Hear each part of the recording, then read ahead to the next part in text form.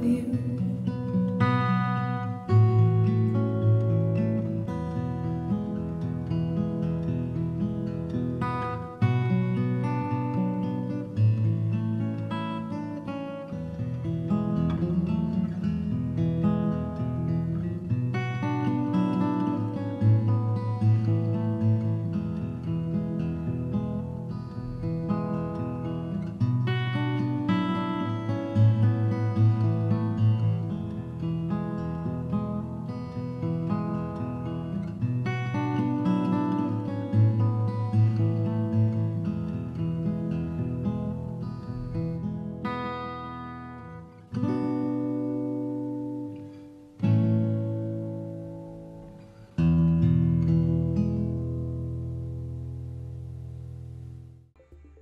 Hello, and welcome back to WebDM, to Sundays, and to New Amsterdam with the Lost Girls. I'm so excited to hit this point in my week every week. It's the best. How are you doing? I hope you're doing well, chat. I'm trying to decide where I want to start today, really, because I feel like I have this whole spiel that I go through on various different channels, but it's just nice when I come in here because I feel like I'm hanging out with friends. So, hi! I hope you're doing good. I hope you've got a drink, I hope you're comfortable, because we're about to get into some vampire action. On the subject of spiel, don't forget, WebDM15 gets you 15% off those tabletop loot dice. So if you like to roll dice like Emma is currently waving at us, sparkles, then go check those out. They have a lot of different varieties on there. I'm trying to think if there's anything else I need to plug at the top. I don't think so. We do use a safety system in this game. If you're interested in safety systems, go and check out posts by Kiana. She has a wonderful list of tools that you can bring into your game to help you keep your players safe and happy, which is important, especially if you're playing horror games and similar like we do. Let's go around and introduce ourselves. Today's order is going to be Jess, Susie, Lindy, Kiana, and then Anna. So we're going around in a nice little cocktail. Oh, that's where my brain's at. Clockwise style. Okay, hi, I'm Susie, otherwise known as Susanna Grace, and I play Jess, who is definitely 100% an angel, doesn't do anything bad, and wasn't one of the lead instigators in the werewolf murder last week. And that's my story. I'm sticking to it. All right. Who did I say was next? Susie, you're next. Wait, me? I just went. You know why I'm saying Susie? It's because that's what your handle is. I'm sorry. I'm sorry. I was It's like, it's a long story. Why I have a pseudonym that I don't use. I'll tell you someday about that. I am Emma. And I am playing May. I'm very excited to play May. She got really flustered last time, the last couple episodes, and I'm looking forward to her being more of a badass, scary Soviet. It's gonna be good. Thanks. Yeah, there was some shadows, there was some secrets and scandal going on. All right, rolling on around to the wonderful Ixis, played by Lindy. I can find the unmute button. Hi, I'm Lindy. Yeah, I'm Lindy, and I will be playing Ixis. She is learning a lot about how the world is right now, and she is still just as enthusiastic and excited, however, maybe a little bit more cautious after what she experienced last night. Maybe not willing to dive quite as headlong, so we'll see how that plays out today. Wonderful. She bit a person for the first time. She didn't know she didn't know how she felt about that. So I've had music in my head all day and all week since last session. I love this game for that. It's a great excuse. That brings us to Kiana. Hello! I missed you guys last week, and I'm super excited to be back and being here as Alice, your resident weird science vampire, because what better combination than supernatural and science? She's been hanging out with Sunny, her witchy friend, in Chinatown, while these guys got up to shenanigans. So we'll figure out what she's doing pretty soon, I think. We hope so. That brings us finally to Anna. Apologies for the mistake on the overlay. We are going to get that fixed. Okay, so Ephemera is having a really rough week this week. She has issues when she accidentally kills someone. It's something she's been working on for a really long time to just have that impulse control down, but after everything that happened with Ixis and the egg and her blood being stolen, she was a little off for herself. Her brain was just somewhere else, and she was so hungry that when she met someone, she just drained them. And if you saw last week, you saw she's very bad at hiding her mistakes. So she ended up putting the body in a trash can, almost left it in the alley, but then thought maybe it's not best to link Darcy to this murder. So she drug it under the boardwalk where she left it and then returned to the bar to get in the werewolf action. But there's a body under the boardwalk that might be traced back somehow, but we'll hope for the best. But she is currently in her giant Victorian red velvet 4-poster bed, pouting because she's mad at herself and reading and writing a lot of feelings. So If you're gonna sulk, you might as well sulk in style. This is what we learn from Ephemera.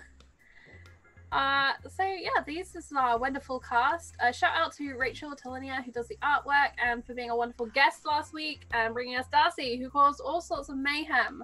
Before I do a quick summary of that mayhem, I do want to remind you all watching live that there are a number of ways you can interact with us. Firstly, hit the retweet on our live tweet. It's great. Secondly, at some point during the game, I will put in a viewer question. Your answers to this question will be taken as suggestions, and I will merge them together and create something wonderful like key lime pie churros and rosemary and I think it was rosemary and mint daiquiris was last week. Yes. And we also have the Happy Fish Diner down on the boardwalk now, thanks to you guys. You can also donate $3 or 300 bits to give any of the characters a reroll. For $10 or 1,000 bits, you can give them a gift / a distraction. In Cypher terms, this is similar to a Cypher, a subtle Cypher, or a GM intrusion. I think that's about it. We are running Cypher system. We have slightly modified it and condensed the 3 pools down into 2. Strength and, no, not strength, might and speed. And half of the intellect pool becoming a blood pool from which the vampires draw to use their powers. And the remaining half an intellect pool forming their humanity, which will slowly be just eked away from them until they're feral. At least that's my goal. I think that is it at the moment for interactions, but do keep an eye out. We may add some more in the future. And thank you so much for all of your support. So last week, you've had mention of werewolves, of eggs, of draining people and hiding your shame. Weird science and strange new wonderful experiences. Last week, the vampires reunited somewhere near Chinatown as Ephemera searched for Ixis, who, easily distracted by a bright and shiny new world, had wandered off. Jess and May were sharing their own interesting experiences of the night. May had been abducted previously by shadows. Jess had discovered a file in May's secret stash meeting BDSM torture chamber room. And Al had gone to see Sunny, her witch friend in Chinatown, in the hope of getting some answers about Ixis, who claims to be a time traveler, a vampire from the future. Could this be? It seems likely, as she was very disturbed at the concept of eating people, of biting people, searching for her Capri Sun packaging and little tiny blood pills. Who bites people? That's strange. Having reunited, they journeyed down to the boardwalk, where Jess has her arcade, the Crypt, and where they meet their friend Darcy. Darcy has trouble. There is no escaping this fact. Darcy runs a speakeasy style cocktail bar called the Amaranth. I think that's right. There's some sort of green flower.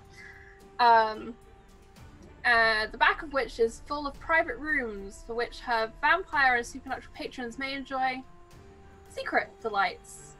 One such secret delight being another patron of her bar, a werewolf by the name of Derek. It was like lionesses taking down a gazelle. As slowly they cornered him in this back room, more and more of them appearing. Jess and Darcy on either side of his neck, May on an arm, Ixis joining in on an arm, Ephemera launching themselves across the room and biting into their chest, until eventually Jess, with fingers clawed into his spine to keep him from escaping, stabbed and struck a fatal blow. A werewolf tastes delicious. So delicious that Darcy drank truly deeply and took away that supernatural spark and gained new power. In the process, leading up to this, Ixis and May had been enjoying the various cocktails on offer, creating their own. So many new flavors, so many new sensations, so many old flavors for Ephemera, who had drunk too deep from the professor, as was mentioned, and ended up having to hide a body, an extra body that she hadn't planned for. May, Ixis, and Ephemera returned to Mrs. Bartholomew's home for lost girls to lick wounds, tend to their souls, and settle in for the night. Jess and Darcy, hiding Derek's body in a park, moved on to paint the town red. And the last we knew, Jess was on a subway train, and it had all gone dark. But let's pan across the city. A city where the lights are still shimmering and bright, to earlier that evening. Al, what did you get up to while your coven were descending upon poor, harmless men from the Appalachian Mountains? Al, had gone to study for a couple of reasons. One, to ask if they had ever heard of anything like time-traveling vampires, because, that's pretty wild. And it probably had described the egg and everything, how it activated. And also just it's another visit to pick up some supplies for her more recent experiments. She's got to get all her electronics and wires and doodads from somewhere. So she's probably been hanging out with them for a bit, talking, probably bothering Sunny as they're trying to sell things, as it is a shop after all. Yeah. That's probably where she's at right now. Sunny, for their part, is a skeptic. Which seems strange considering they're a witch and have discovered things beyond what is generally known to the human population. Time travel seems just a bit out there, a bit like Al has hotwired their brain with a little bit too much neon gas or something. She suggests that Al proceed with caution. There's something more that must be going on. Although, in all her thoughts and all of her own conspiracies, she can't think of a reason why anyone would claim to be from the future. It's a strange thing.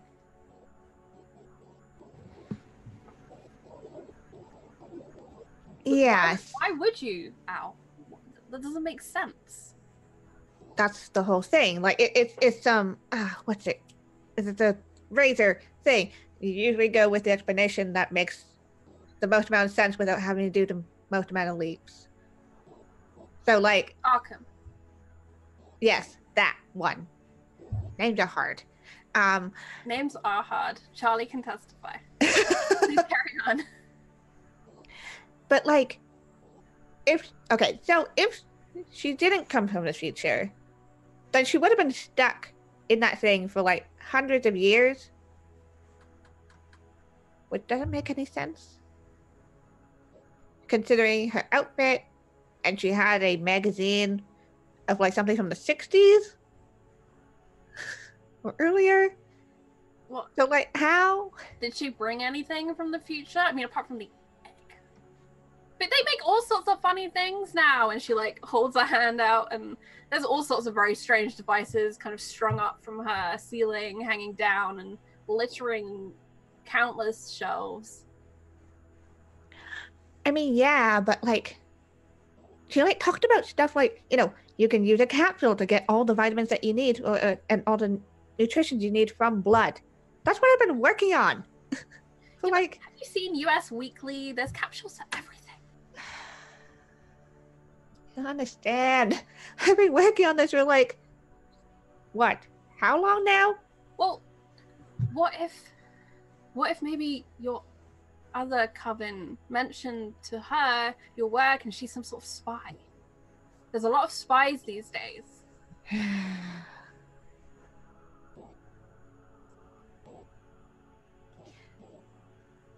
Considering how Layla felt about my stuff, I don't know about that. Well, Layla's a bitch. Layla hasn't had an imaginative thought since she was born. So maybe not Layla, but one of the others.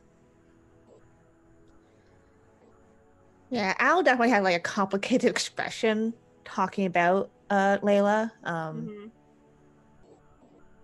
One of her, the leader of this other coven that Alice had been part of before. But other than that, I don't know, again, how to explain how you get a vampire inside of a weird tech egg thing from 100 years ago inside the stuff. All right. Like, no explanation for that. So we'll take the assumption that they don't think they're lying. Did you ask them anything about the future? Well, not really. She needed food. And then I was like, we needed to get out of there because it kind of exploded a eggs thing. I was going to ask her more questions, and then, well, I came to you. If I'm looking after her, though, she should be fine. Yeah, where are they? I thought you said they were... I really want to meet her now. I mean, I think it's bullshit, but I really want to meet this bullshit. Yeah, hold on. And Al will, like, step out of the shop and look at where she had left Ephemera and Ixis.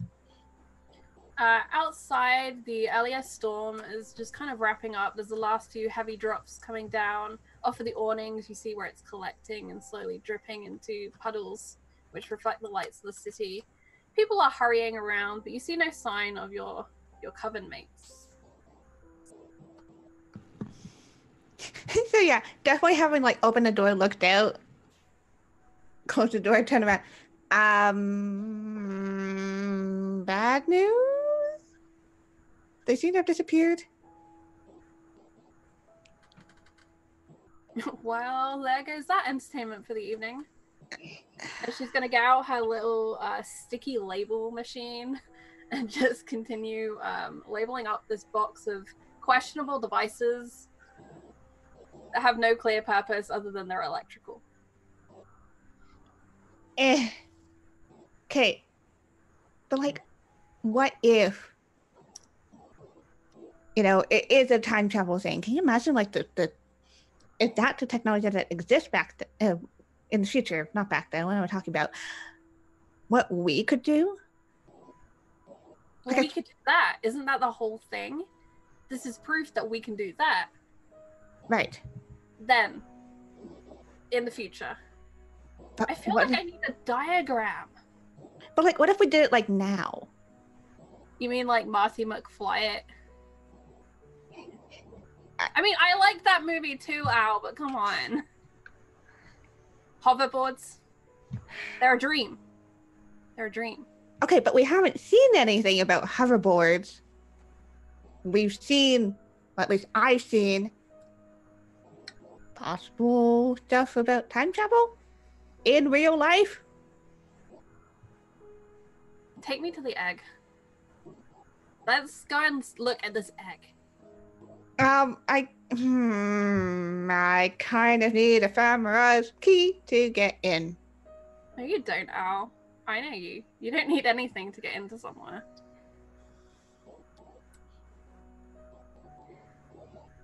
Fine. All right. But I'm going to, and she's like looking over the various things hanging off of the ceiling. Mm-hmm.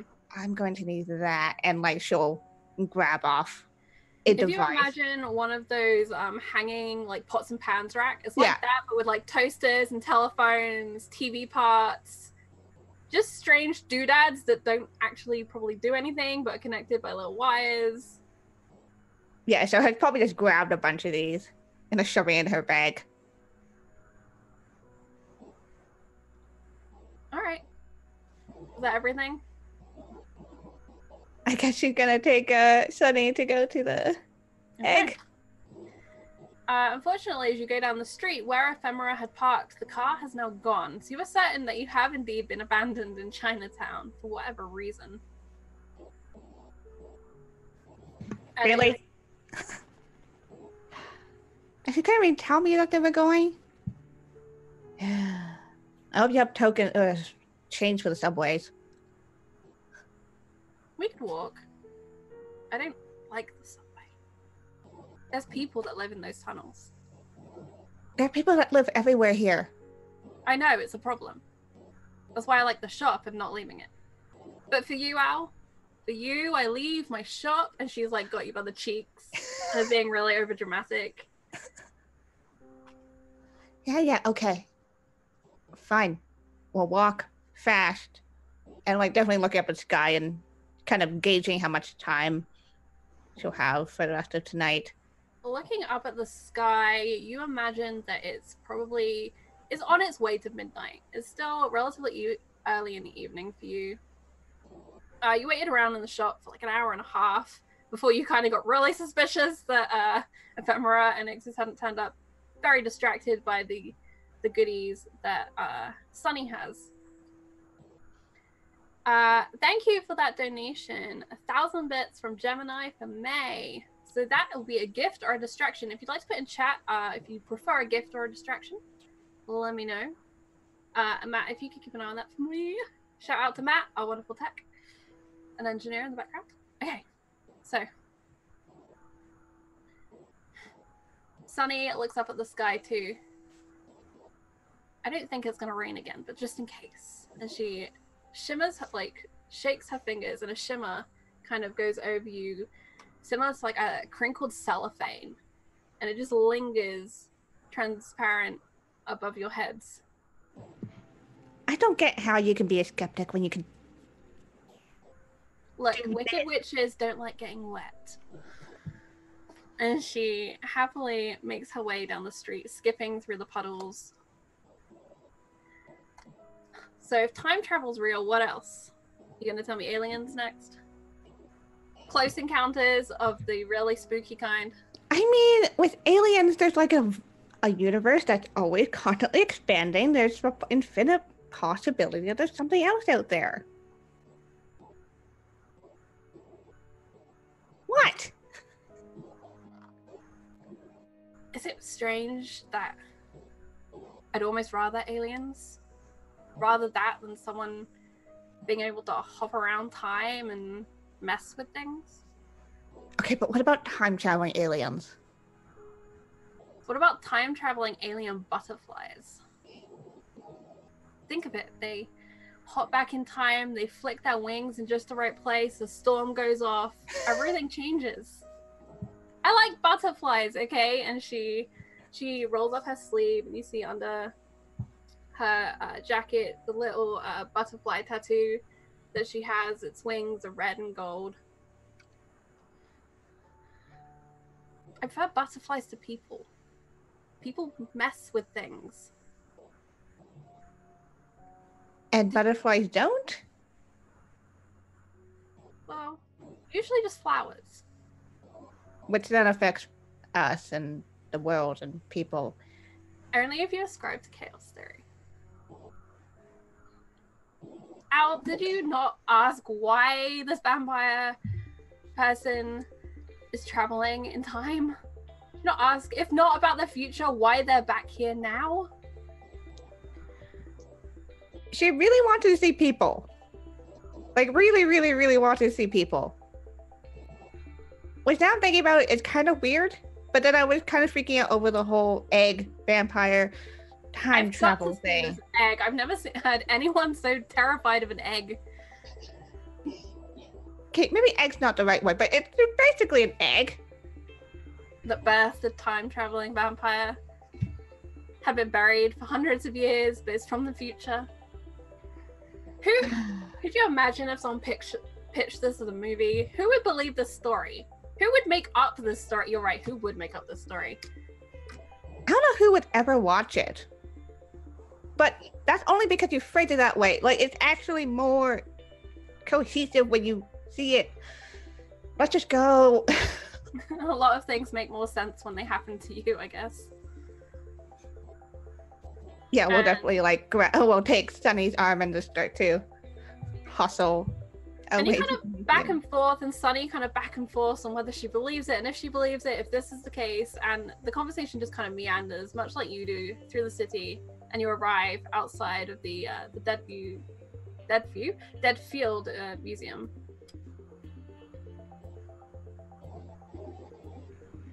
Okay. It's kind of a pretty building. I never come down here. Have you been here, like, as a tourist? Usually they're not super open super late at night. And I do my best work when I first wake up. So, no, not really. Don't tell Ephemera, that's not though. Sorry. Promise. Yeah, alright. Yeah, so I'm gonna lead her to the door that we entered through. Great. And I'd like you just to make a roll to break in to the Deadfield Museum. Woo! That's fine. Let's just break in. Considering you picked up some devices to help you, do you have any other assets to assist in breaking in? I'm trained in technology, and I know this is a key card, so it's an electronic lock. But she also she has a hacker as one of her skills. So I am able to gain quick access to a desired bit of information, a computer or similar device, or I access one of its primary functions. Perfect. And we know you have your scanner with you. Mm-hmm. So that's super helpful, definitely. I'm going to say this is going to be a level 2 difficulty. There's still some tricky finesse to it, but you know pretty much everything you need to know to get in here, which means you need to roll a 6 or higher to succeed. Oh, that's a 7, so yay me. So yeah, you hotwire this key card, and with your scanner you hook it up so you can set the code to whatever you want. What code does Al choose? Al just doesn't even really care that much. Just needs to get in, so it's like 1, 2, 3, 4. With the classic 1, 2, 3, 4, put in, click, the locks are unlocked to you. And you can go in and you proceed through, and it's fairly easy for you to get through the rest of the security. This door is probably the most advanced of all of them. And you return to that elevator, which goes down into the basement and then the sub-basement where the egg is stored. And it's very dark, which isn't such a problem for you. But Sunny emerges from the elevator, knowing she'd heard the doors open, but unable to see the difference in the darkness. Yeah, Al will just kind of lean over and like just take Sunny's hand and just start to. Oh, okay. Take me to your eggy leader. Ha ha ha. Yeah, we'll lead her the way that she remembers the egg being stored. Mm-hmm. So you weave around a few stands to the space that has been cleared for this large egg sculpture. And there it sits. And I believe when it was resealed, it didn't form a complete eggy dome again. It instead is now a perfect half egg. and it dimly glows, which helps, as now Sunny can see. Egg. Okay. Egg. Egg It looks- thing. Yeah. Yeah. I'm Okay. gonna look at salad very differently from now on. And she's like wandering over, and you see her hands are out. They are drawn to touch this strange thing. You might want to be careful about that. Last time I touched it, I did a thing where, I cut a little bit into my hand and then I put my hand onto it so that way it could have some blood, and then it took a lot of blood.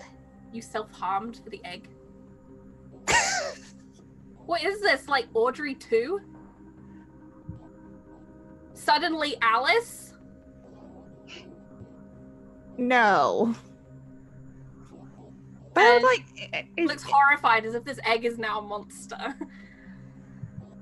I don't think so, at least. It seemed to be like a mechanism to unlock it. Some sort of DNA activated, and she's now taking it more seriously. She's stopped playing as she's thinking about this through. But how would that work? The entire surface would have to scan. This doesn't make any sense. And she puts her hand on it. And it's just smooth. The same as anyone else who's handled this egg without previously harming themselves to leak blood or essence onto it. So it's a vampire egg. That's what you're telling me. And she knocks on it, and it's a flat sound. There's no hollow sound to this. It sounds like a solid piece of rock. But it glows. It glows. Phosphorescence, bioluminescence, doesn't. And she is there with you for hours, investigating as best she can, working with you in your scanner. But she won't allow you to add any more blood to activate the egg at this stage. And eventually, she's just sat there cross-legged, staring fixedly at this egg, trying to decipher. Al, I don't know what you found, but it just doesn't make any sense. Okay, so if it doesn't make any sense, that must be technology that we have never seen before. Russians. Has to be Russians.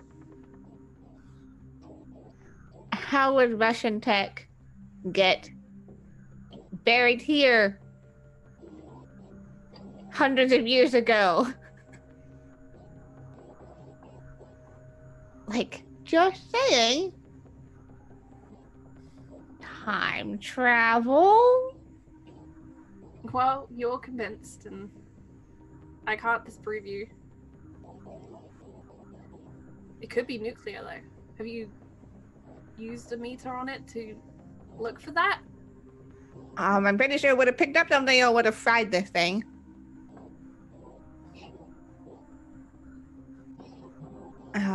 But I can check. Alright. Because I don't believe you expressly said that you scanned for radiation previously. No. Okay. I'm just gonna use scan again. Alright. Make that roll for me.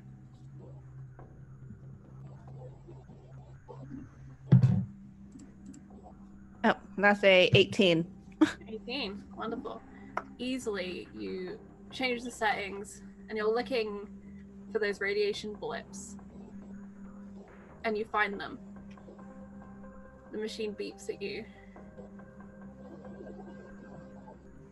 And as you get closer to the egg, so it increases. The egg is definitely radioactive. All right. So a couple questions. A, how much radiation? And B, is it the type of radiation that would be deadly to, my witchy friend here?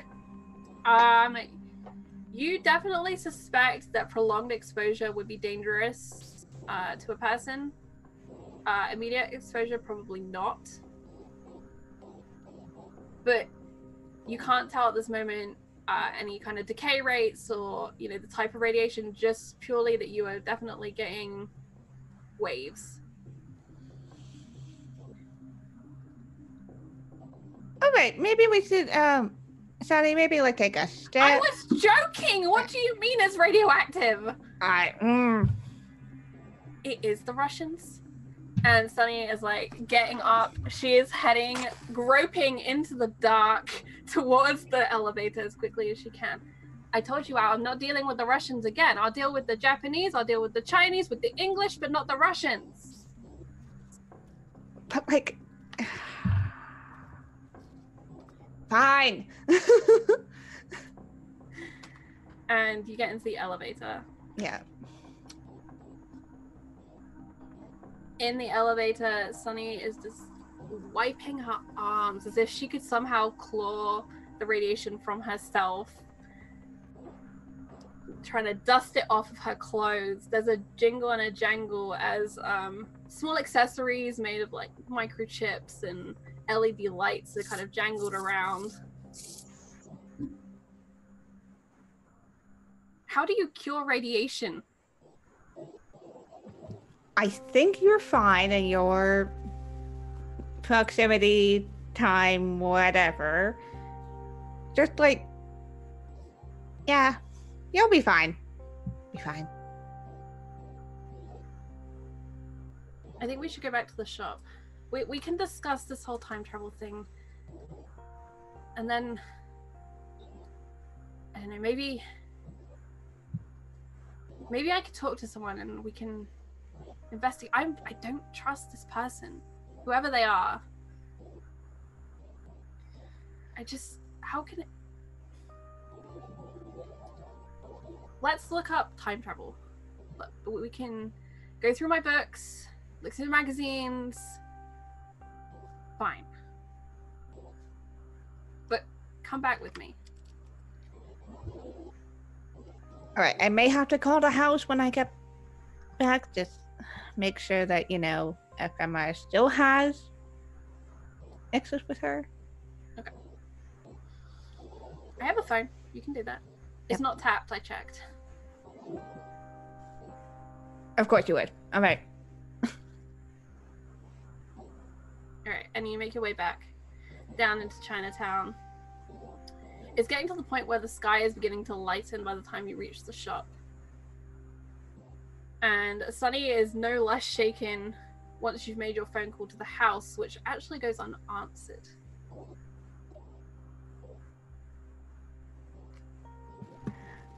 Well, that's not a great sign.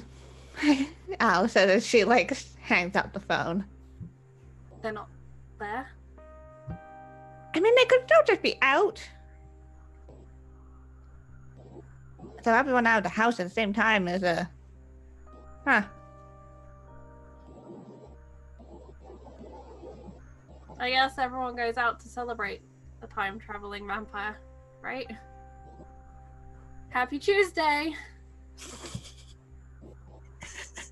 And she, you're in the shop right now, and she goes kind of under the counter and pulls out some leftover takeaway and kind of pulls apart one of the soggy spring rolls and kind of just sadly munches on it, trying to process the strangeness that is tonight. Okay, we'll get the books and the magazines. Oh, shit. And she pulls out some old like drop sheets and things like that, and she begins covering the front window. It's a fairly dark window and cluttered anyway, but Sunny is clearly taking precautions so that you don't meet the actual sun, which is due to arrive in about 2 hours.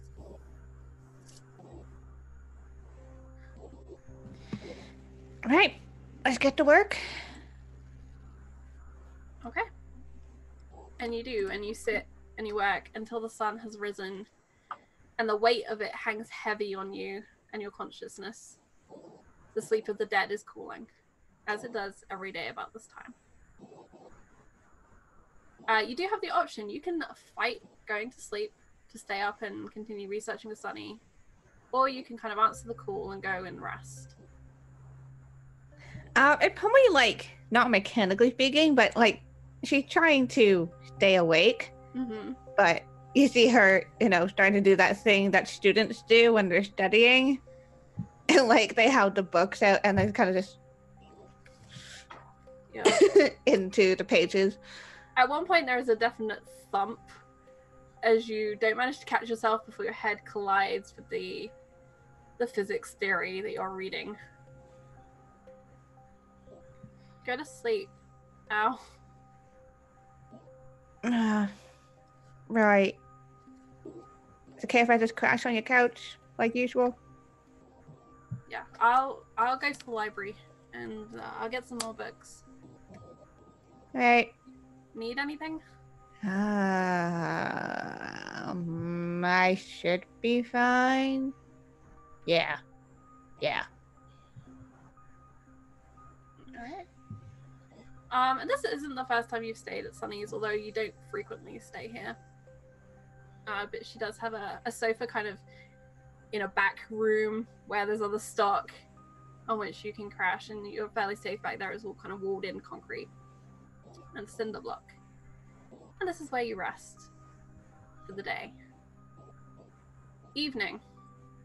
A brand new shiny one. Ixis.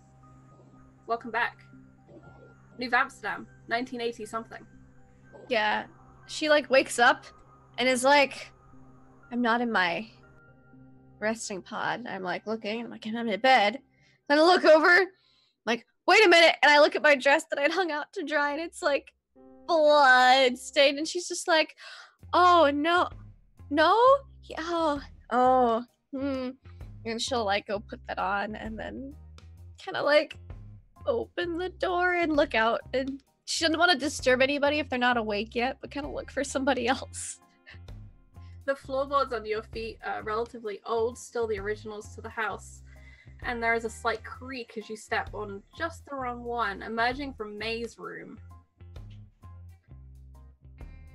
And out in the corridor, you see you're on a landing. There is a set of stairs that goes up further, and the set of stairs that goes down to the next, to the main house level.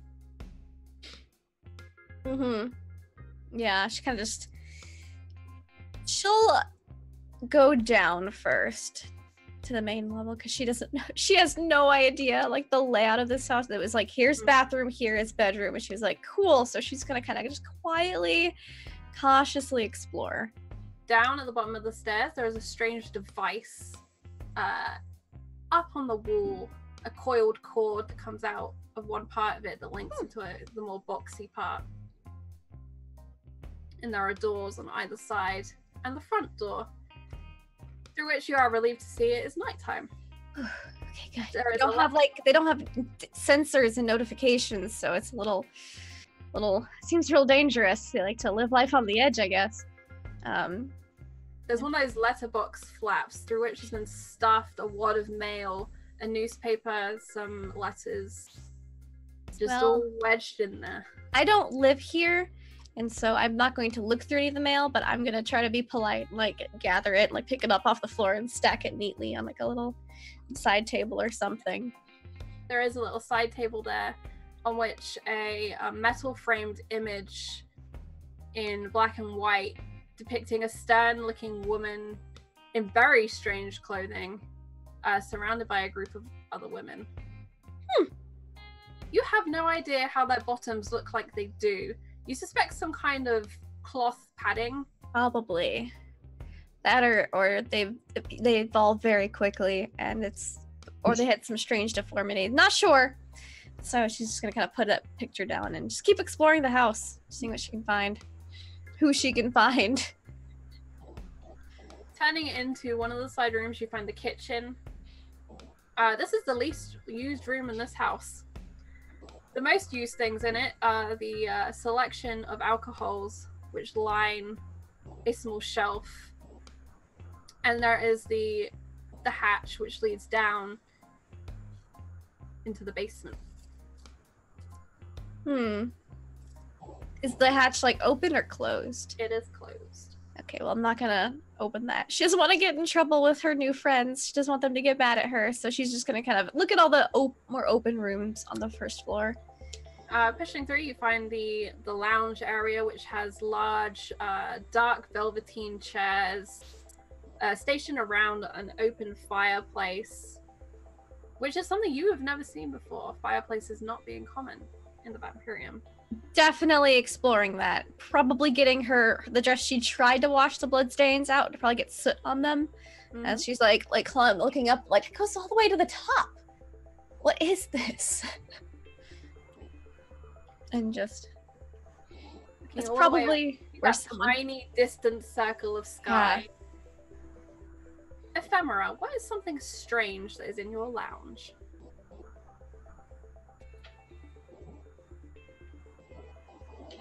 I want a really crazy like stained glass window. Okay, the street-facing window in this lounge is stained glass. Emma, what does the stained glass depict? The stained glass depicts like a blood red rose bush. Okay, and it is in just the right position for the electric street lamp to actually cause enough light to come through to create patterns on the ground in this darkened room. The ground, like your dress, stained red. blows her mind. Stained glass isn't a thing really in the future. So she's just like, oh my gosh, there's so much color. And then she's just like looking around at everything. Like there's old books. She's like sniffing them like, yep. Okay, I recognize this smell, and just looking around, being really weird and inquisitive. She'll probably stumble upon, after she explores the first floor, just go up to the second floor. She's kind of looking for somebody at this point, like, oh, I got black stains all over my dress. I hope this is okay. Who? The other strange object in the lounge would be the television, a large and boxy device which emits a lot of noise and color when it is turned on. Okay. Good evening and welcome to The Price is Right! And it goes on. As people are called up from the audience, various items displayed, guesses are made to their value. It's some strange antiquities show, surely. Well, Ixis is going to think this is immediately educational, as she has no idea the value of goods. And so she's going to get completely distracted by that and sit there just enraptured by The Price is Right. So tell me, Selma, how much is this fountain pen selection worth? And you see Selma, oh, I don't know. Oh, I think 30. I've seen it before. 300? I'm thinking, I'm gonna say, $299.99, Dave. And as a strangely specific number is rattled off, you hear the audience go, ooh, mama. And there's a gap left. This is your chance to answer, Ixis. Your final answer. I don't know the value of currency here, but that pen, apparently this inflation, or I'm gonna go with $400. Selma, how much are you paying for your pens? And up on the screen, there's $39.99, flashing bright. She was way off. Oh. And Selma is ushered off of the stage, and the next contestant lined up. There's like a notepad and paper in the study. She's going to be taking notes as she watches this. There's a large bureau up against one of the walls, and when opening it, you found some writing paper. And there's definitely a bunch of soot smudges on there, as she kind of just had like sooty chimney hands and just wiped them on her dress a little bit, and is now taking notes about The Price is Right. And she'll get stains on your clothing. Those stubborn, hard to remove splotches. Yes. Mud. No. Blood. Yes. Cooking splatter. No. Do we have the product for you? Two? Yes, that's right. For just $3.99 at your local DJVs, you can buy Mrs. Clean. And there's this bright lime green bottle with a yellow cap, which depicts a woman, her arm raised, showing off her muscles. Around her, sudsy bubbles. The name Mrs. Clean in a bubble pink font, which goes so well with lime green. She's making notes of this because she's obviously got dangerous, and she'll probably be sitting there watching the TV and taking notes about every commercial and every show that comes on until someone finds her there. Just add a few drops of this to your laundry for that lemon fresh scent, and woo, like new clothes. And you see a lemon drop martini. Clothing. I know what lemon tastes like. They drop a bit of clothing into like this Perspex glass box full of water and suds, and they pull it out, and it's brand new. Whatever was on there is gone. Little superimposed sparkles. It's a star next to it on a list of things. Pets, they change your life. Little furry friends that keep you company when you're sad. That are there on those bad and terrible days. Consider pet insurance to look after your family. Insurance? Because a family can be anything you want it to be. And you see dogs catching frisbees, cats pawing at curtains, a little goldfish swimming around in a circle in a bowl, and these happy, idyllic children gazing lovingly at these creatures. A dog comes over, a great big tongue licks up and down the child's face, and it laughs, and it's one of the happiest sounds you have ever heard.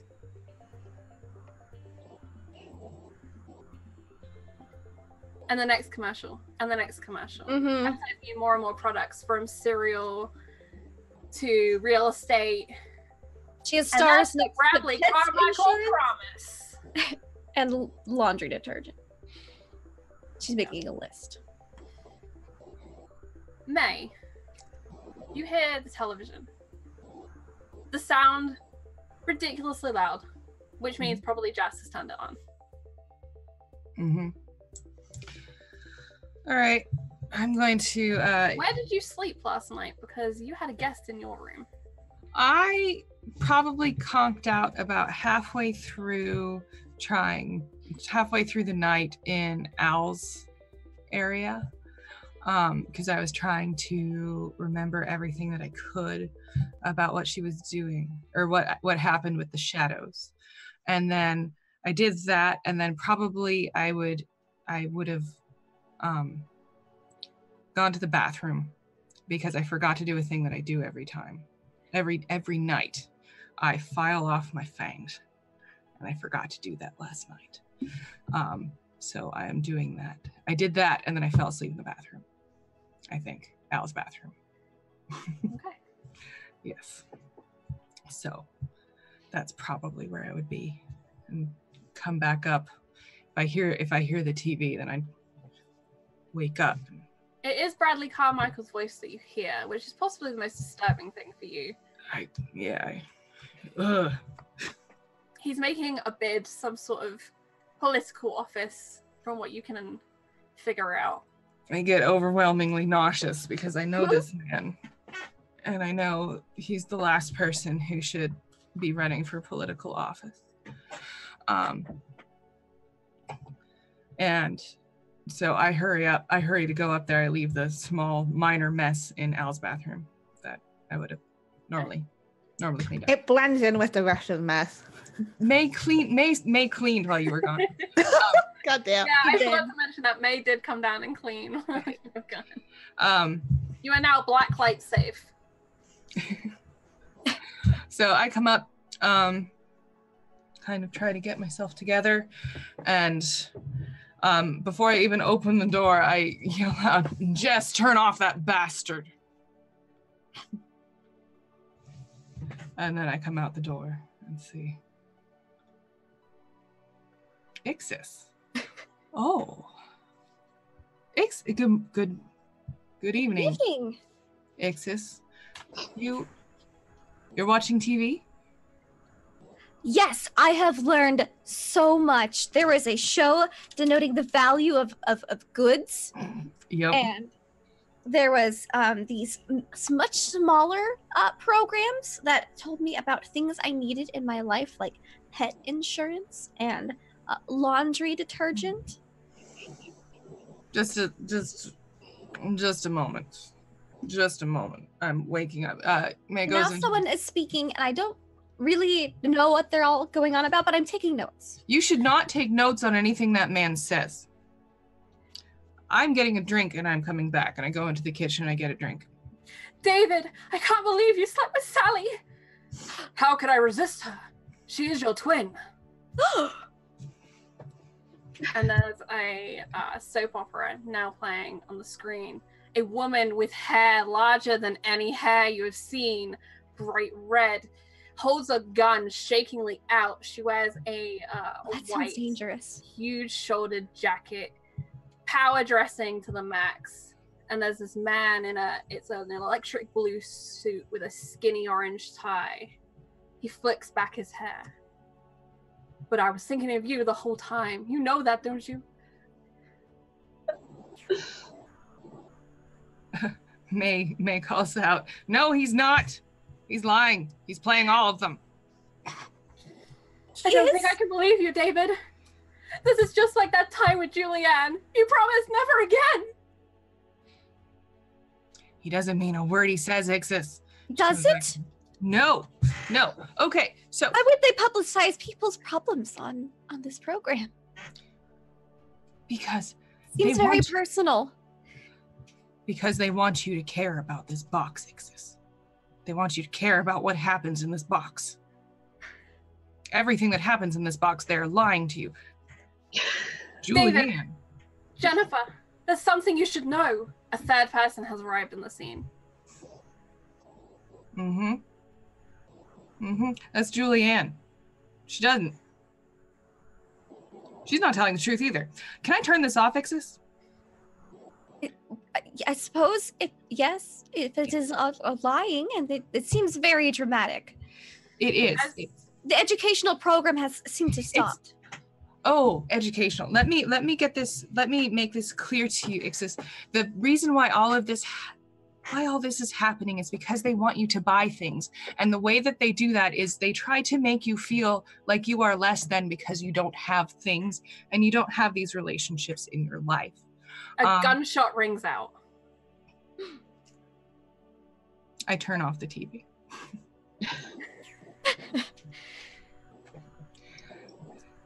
But I do need this Mrs.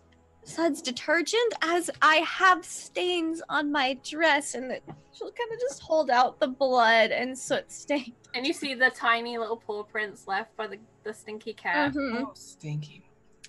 Okay, Ixis, it's very complicated. Mrs. Suds is really good, and it's what we use, but you don't need it. You don't need anything that they tell you you need. I used to get these things out with my bare hands on a washboard.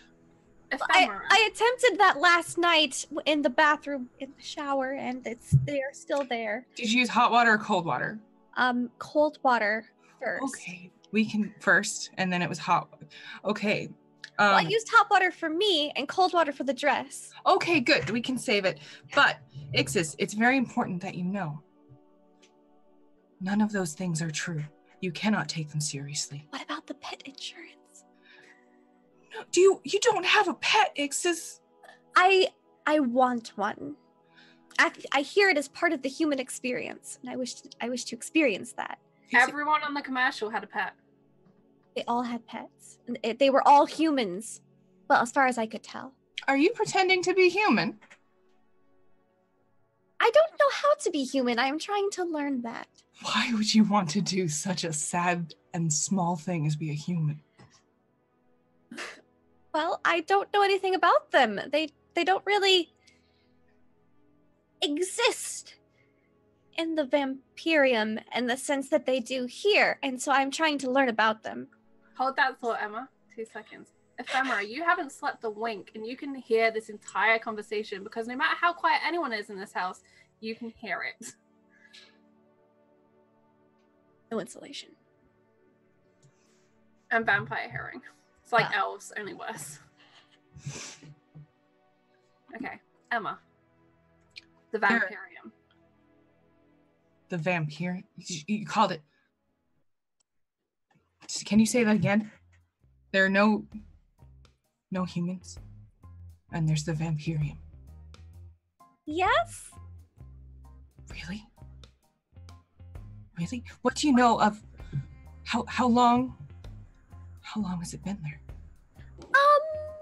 That's a very good question, and I'm not sure how much I should say, as time travel can be very interesting, and I wouldn't want to say anything that could potentially change the future here. I've probably already said too much. Yeah, okay. Okay, you don't have to tell me anything. There are things you don't know. Humans just aren't around, as all, and I wish to discover the human experience. I've read books about them and found other things, and I want to know. If you would like to know about the human experience, I can show you more about the human experience than this stupid box ever could. If you like. We're going to get a pet? I think we need to talk about it all together.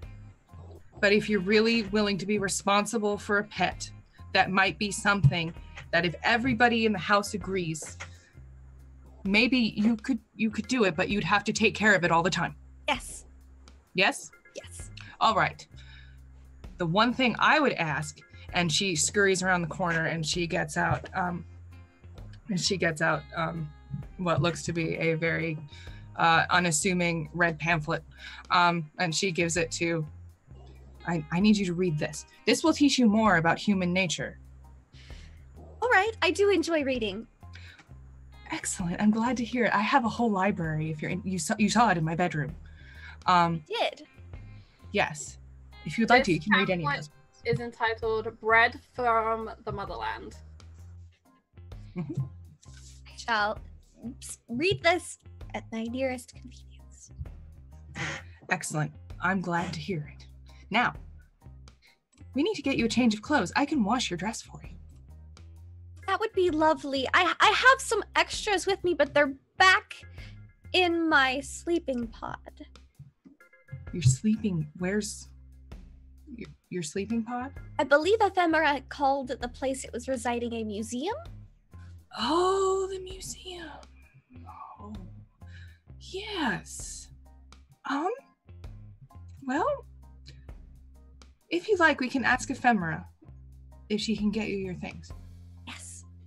Let's do that.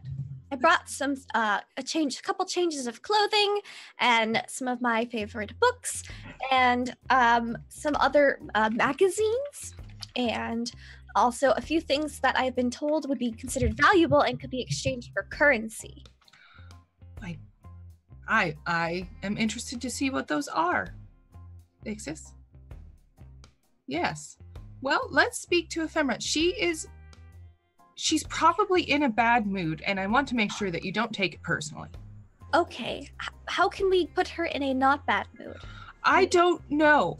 I haven't been able to figure that out in quite some time. Okay. I will take notes, and we shall observe. Okay. Okay. But not in front of her, because that could be insulting. Yeah, that's very considerate of you, Ixis. Yes. Okay, let's go. All right. And you go up the stairs all the way to the very top of the house. The final set of stairs is very narrow and steep as you ascend into the attic. There is a door outside of Ephemera's room on a small landing.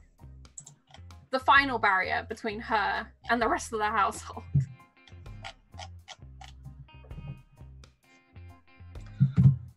I'll knock on the door.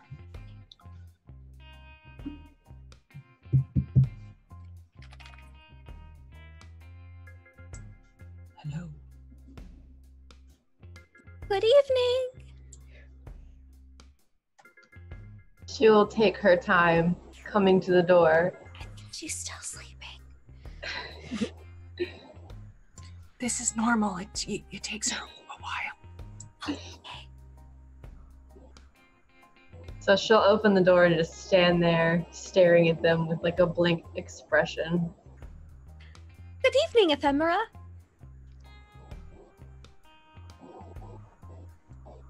Yes.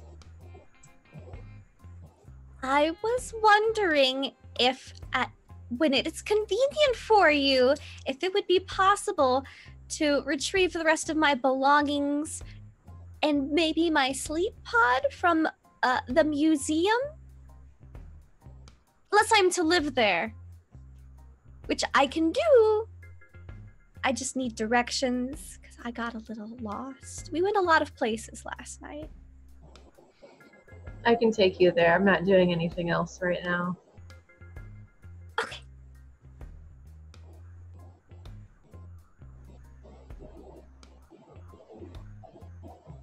And then she'll go. She's just gonna stare at you. May will just smile and back away slowly. I think that went well on the stairs. Well, you certainly got what you want, which is better than it normally goes. Oh, really? Yeah. Oh, I think it's because I asked nicely. Maybe. I think I try to ask for nice things all the time, and then everybody reacts like I'm not. Oh, how unusual. I know. It's very strange. Mm. I'm going to go. Is it all right if I go into my bedroom and get changed and get ready? And Yes, it is your bedroom. it is my bedroom. I'll bring you some books Okay. for you to put in your sleep pod. Okay. Yes. Okay. One question for May. What nights do you usually work? At least like 4 nights a week, I think. Okay. So it's up to you whether tonight is one of those nights or not. But if you don't work tonight, you need to work tomorrow night. Just something to bear in mind. I'll go ahead and I'll work tomorrow. Okay. Let's say we work tomorrow. I'm on the I'll weekend. make a note. You're going to work tomorrow. Yeah. I am the corporate stooge that keeps you on track. Mm-hmm. Yeah, without you, everything would just fall into chaos. It'd be crazy. Right. Jess, Hi. you awaken in a dark place. Strange rumbling like thunder all around you. And then a sharp noise, metal on metal, as shearing past your face, literally an inch away, a train hurtles along the tracks. It appears you've been left in a subway tunnel. I've woke up in worse places. So I look around, see if Darcy's left a note, or she's just ditched me. You see no sign of your friend. Don't take it personally. It's happened before. I've done the same to her. Does this tunnel look all familiar to me, or is this just like a tunnel? Miscellaneous tunnel number 1. This is actually miscellaneous tunnel number 3, but I appreciate your effort. Yeah, this is not a familiar tunnel to you. This isn't a haunt of any kind. This is just a tunnel, and a train has hurtled past, and it'd gone past so quickly that you hadn't caught sight of the number on the front that would tell you perhaps which line you're even laying next to. It is pretty dark, save for the fading of the electric sparks kicked off by the train. I will pull myself up to my feet, and I will follow the train, being very, very careful. Okay, and you follow along the tracks. It's strangely longer than you expect it to take you. You think, come on, how long can this tunnel be?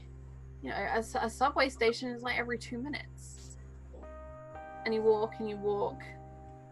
There is an emergency light that you come across.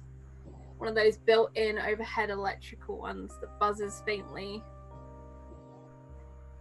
As it illuminates, you see the walls here are older.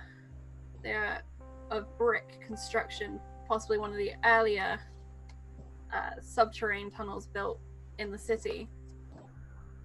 And you see a small dent in the side, which has a door, above which is number 31. doesn't mean anything to you. It's just a door.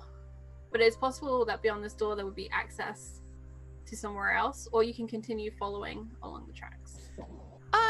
I'll try the door. It'd look real bad if I just sort of like hopped up on the platform from the rails. So if I can get to not on the tracks another way, I'll try that. Yeah. And you push on the door's handle, and it opens. It's a heavy fire-style door, and inside you find a stairwell that leads up. Okay, I'll listen to see if I can hear anyone. As you listen, you cannot hear any people, but you do hear another train hurtling along in your direction. So it's possibly a good idea that you weren't on the tracks. Yeah, I'd head straight up the staircase. Okay. Heading up, it's one of those classic kind of concrete and like scaffold style railings, very industrial, here for one purpose only, which is access. And it leads up to another heavy door. There is a fuse box up on the wall beside this door. Contemplate like ripping some fuses out just to be an asshole, but change my mind. And I'll very like open the door but kind of like peek through it just to see if it's A, daylight, or B, if there are people around. Peeking through, you find yourself emerging into one of the thoroughfares of a subway station. There are indeed people around. You can guess from the volume of people and the amount of business stress you're seeing that this is probably, you know, the end part of rush hour of people making their way home from their jobs. And there is more light here, which possibly reminds you of your appearance. No longer a creature of the dark. What were you wearing last night? So she'd have been wearing like her leather jacket, and like a white t-shirt underneath, which is now definitely not white. Not even a little bit white. I feel like as well, like when she was on her post-high rampage, she wasn't that preoccupied about like cleaning up either, so she'll have like blood all over her, like, you know, dried and caked to her. So I feel like before Jess goes out, she's like catches a glimpse of her hand on the door and is like, shit. You see that reddish brown stain, it's under your nails. Your nail polish is chipped to high hell. Your fingers, the knuckles look red raw. So it's very likely you did significant damage to them last night if you're still not fully healed this morning.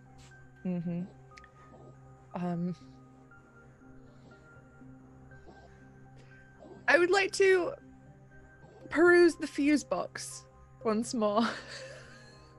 Are they labeled fuses? They are labeled fuses. Are you looking for a particular fuse? Yeah, so like the thoroughfare. If I can make it dark so I can On the inside of the box, as you swing open the door, there is actually a map, which is basically an electrical diagram explaining what fuse connects to what. You think if you pull out fuse 1C, it will darken the tunnel immediately outside of this room.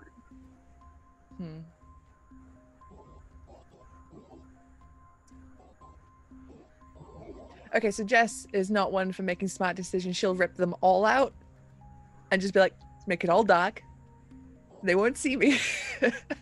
And then she will like slip out and very quietly and sneakily like zip her way out, using her vampiric abilities if she has to.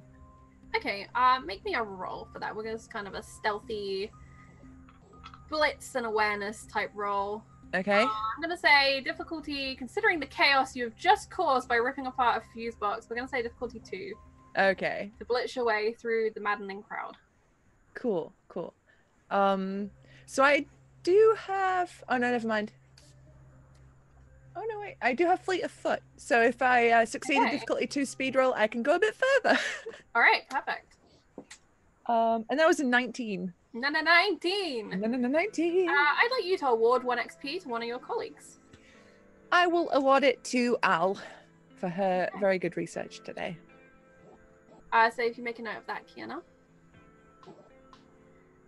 You managed to make your way through it. There is chaos as the entire subway station and possibly beyond is plunged into darkness with the fuse box tampering that has happened. Do you keep the fuses with you, or have you left them on the floor, or... I feel like she really just pulled them on straight onto the floor. Yeah, it's... All right. You make your way out. The guards are having to open up all of the turnstiles, and chaos reigns, and you weave and you dodge. No one seems to notice you or your state, and you make it out into the night. It's a dry evening, but there's still that dampness that clings to the concrete from the storm of the night before. I'm gonna push my luck. I'm gonna go home and clean up. Okay, you're walking home?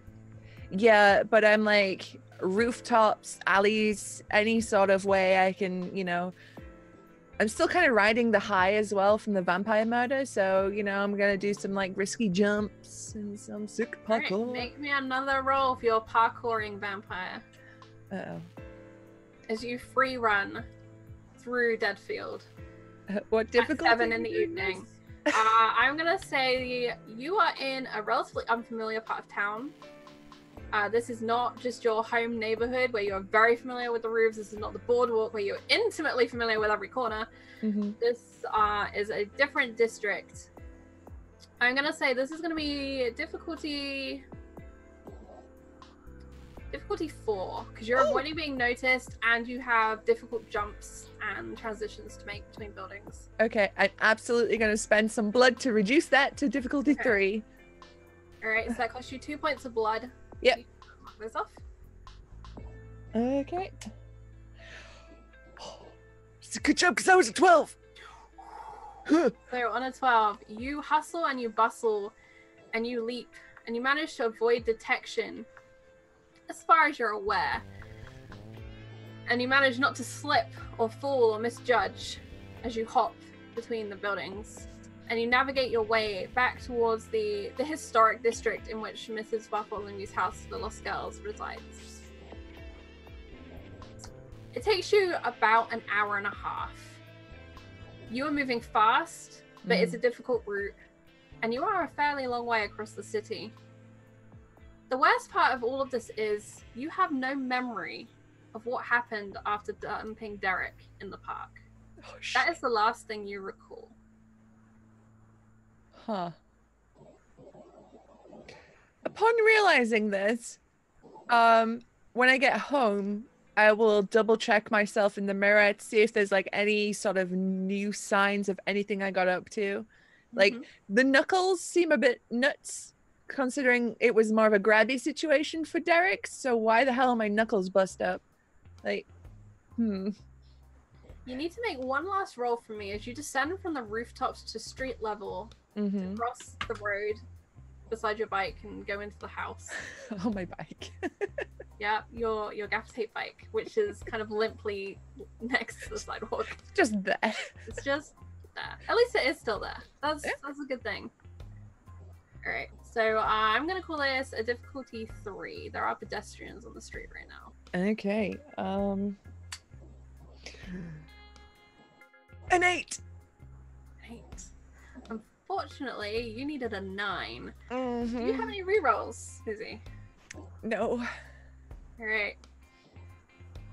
You weave between the pedestrians. You fail to look left and right on the street as you cross, and you are nearly hit by a car.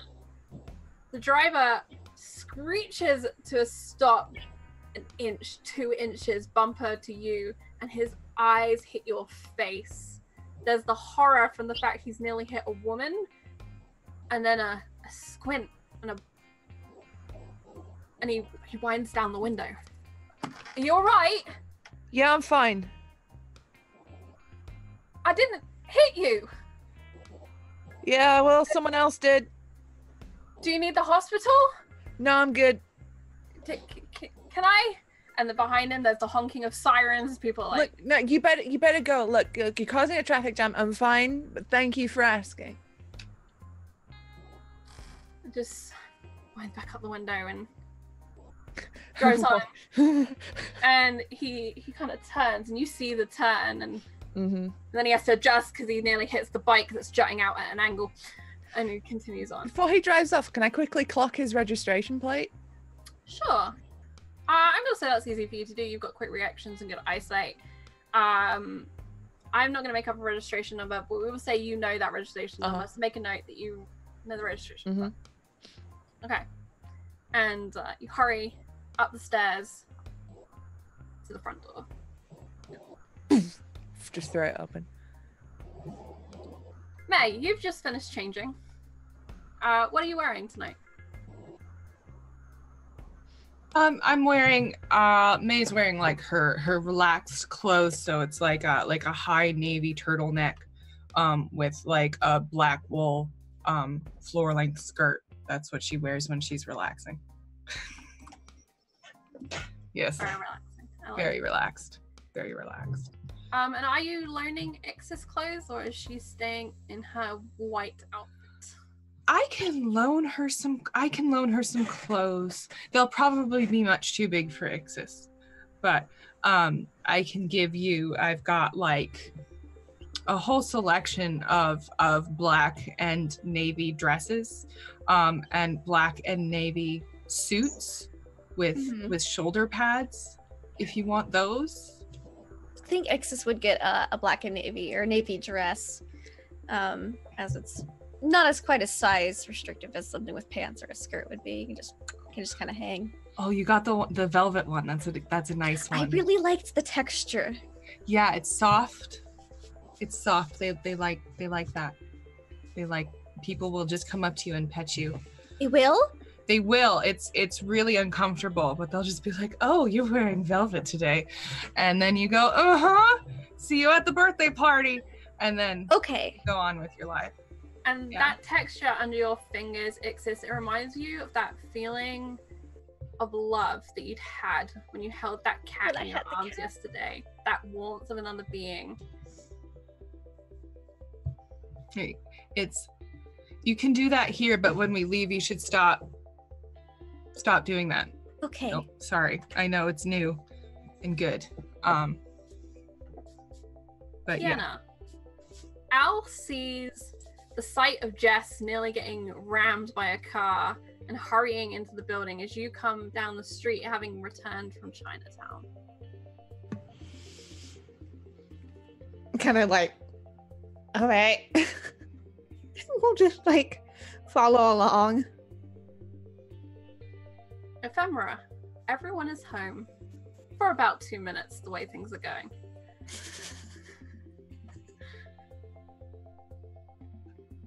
So if they're ready to head out, then I was already ready basically right after she asked me. So I'm probably waiting downstairs impatiently for them to be out the door with me and wondering why it's taking them so long, when in reality it's probably been about 3 minutes. All right, and you see Jess arrive, blood-stained from head to toe. More gore than there had been when you'd left her the night before. And following behind, Al has arrived home too. Morning. Good evening. Sorry. Good evening. Good evening, Jess and Alice. Why have you put her in the velvet? She picked the velvet. What's wrong with the velvet? It's like an actual crime. It's the one I wear to birthdays. Yeah. As if someone comes up and pet me, I'm supposed to say, "Thank you, see you at the birthday party." No, you're supposed to take them by the arm, take your fist, shove it under their chin, and tell them to fuck off. Because nobody touches you. Slightly excessive. Actually, I agree with Jess. There are certain contexts where that's perfectly fine. Oh, okay. Are you okay, Jess? You look redder than before. I think you need some of Mrs. Sudd's detergent. Yeah, so I don't, we had dinner. We had a family dinner, and then I went out with my friend afterwards. I'm learning, May. I'm using your weird code. And kind of blacked out. Don't quite remember what happened. Woke up in the subway in a tunnel. That was new. Well, not new, been there before, but yeah, so I busted my hand somehow. I'm a bit grosser than I was. So if y'all like find out what happened, do let me know, because I would love to but it must have been fun. Darcy's great. How was your first night, Ixis? It's good. I slept in May's room and I took a shower and got clean, but I couldn't get the stains out, so we are going to get some Mrs. Suds detergent. Just burn it, man. Burn it? Yeah, well, I mean, look, it was a nice dress and everything, but it's really old-fashioned. I made it myself. Yeah, but nobody wears that stuff. Nobody wears it. The people in the magazines I saw were wearing it. See, now here's where I'm gonna go on like a May-esque rant. Magazines lie to you. That's not what people wear. It's not? No. It seemed very accurate. I thought it was, I think it's a beautiful dress, Ixis. If we're in my size, I might wear that. I could make you one. You could. I could.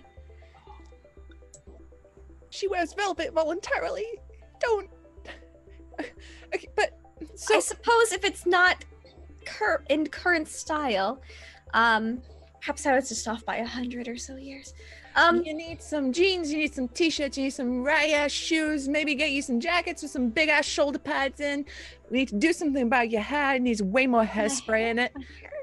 Your makeup is all wrong. Jewelry, we need to fix this. Otherwise, you're gonna stick out even more than you already do. And like, you're cute. Stick out? You're cute. Kind of, you know, we're not in Kansas anymore deal is cute, but it also is like a big red light of hello, I'm not here. This Dorothy routine is cute. It is. It really is. But it is going to get us noticed. Oh this lecture brought to you by the woman dressed as a slaughterhouse. Yes. Well, I suppose I should retrieve the goods I need to exchange for currency if we are to purchase new clothing, unless you have materials with which I can make some. Purchase clothing. That's nice.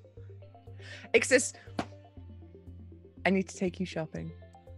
Take the money this time. Please.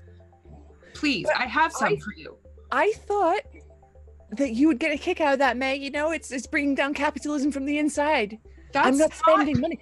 I'm not being a cog in that machine. That's not how it works. It doesn't work with personal property like that. It's a lot more complicated. But really. Did she give you the leaflet yet? And she turned to Ixis. It's a pamphlet. Gave me some reading material, yes. It has more detail than the leaflet. I went straight to the pamphlet. Because I respect you. Because she reads. I read. Sure, I'm sure you read something. But please, I don't want you to cause a fuss. I do agree, Ixis, if you do want to dress and fit in, then you probably should with Jess. But just take, I have $40 for you. You can get whatever you want. That is $10 more than that fountain pen's value that I saw. Wait, the Price is Right was on and you didn't tape it? How would I put tape on? Oh man, look. Jess, it doesn't make you a better person to know what things cost. It doesn't make you happier. But I like seeing the idiots get it wrong. I like watching the worlds fall apart in front of them. That's why people watch that show. People don't. No, mate, people don't watch that show to be like, oh, that's how much a toaster costs. No, they watch it to see that people get it wrong. No, that's. I took notes. There's a great word from the Germans called Schadenfreude, and it's when you watch someone fail and you get a huge kick out of it, and that is why I watch television. You have a point there. I'll try it next time, but I don't like it. It's just, it doesn't make you better to know how much something costs halfway across the country. Ow. F. As this conversation is just rumbling around you, what are you doing? I'm trying to figure out why there's blood dripping all over my beautiful hardwood floor. Yes, that is a legitimate question. And indeed, as Jess becomes more irate and she moves her feet and she's being dramatic, you do see these dark trace stains being left on your welcome mat. Yeah, that's all I can think about, and about how that needs to be cleaned up, and trying not to get angry because I know I'm already in an irrational mood at the moment. Looks like I missed a lot. When you kind of just left. What? Why didn't you say that you were leaving? Oh, I saw a cat.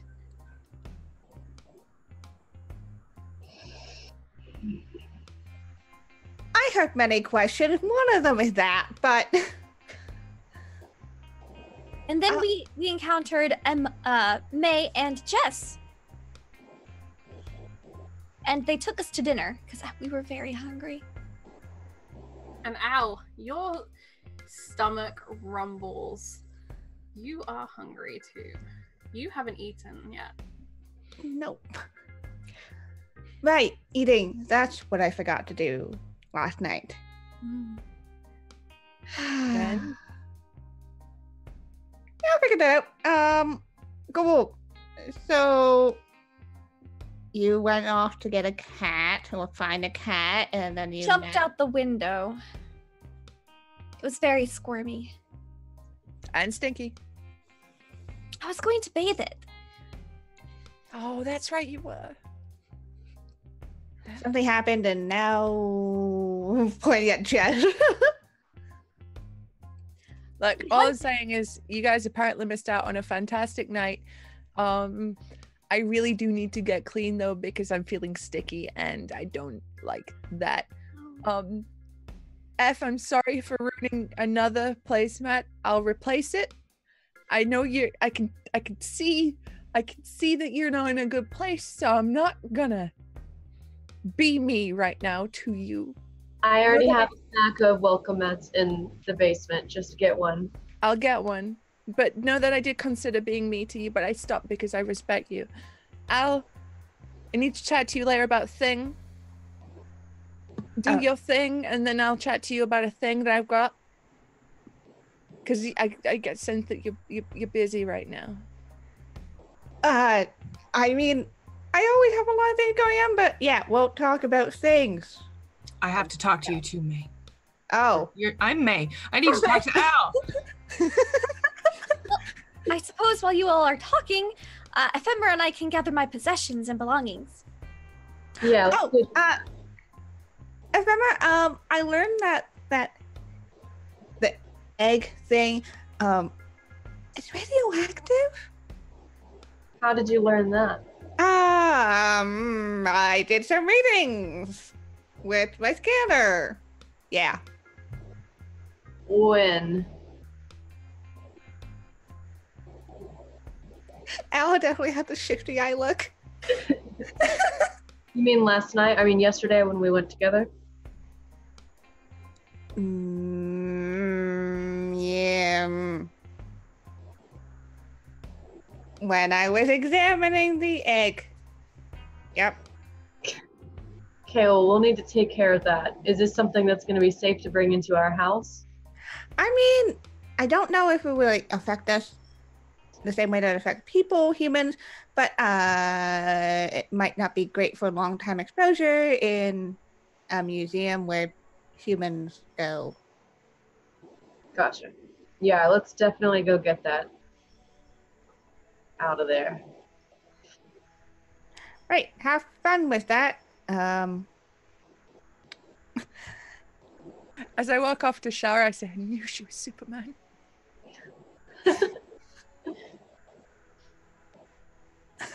All right. So, what is everyone doing? Let's just have a quick catch up.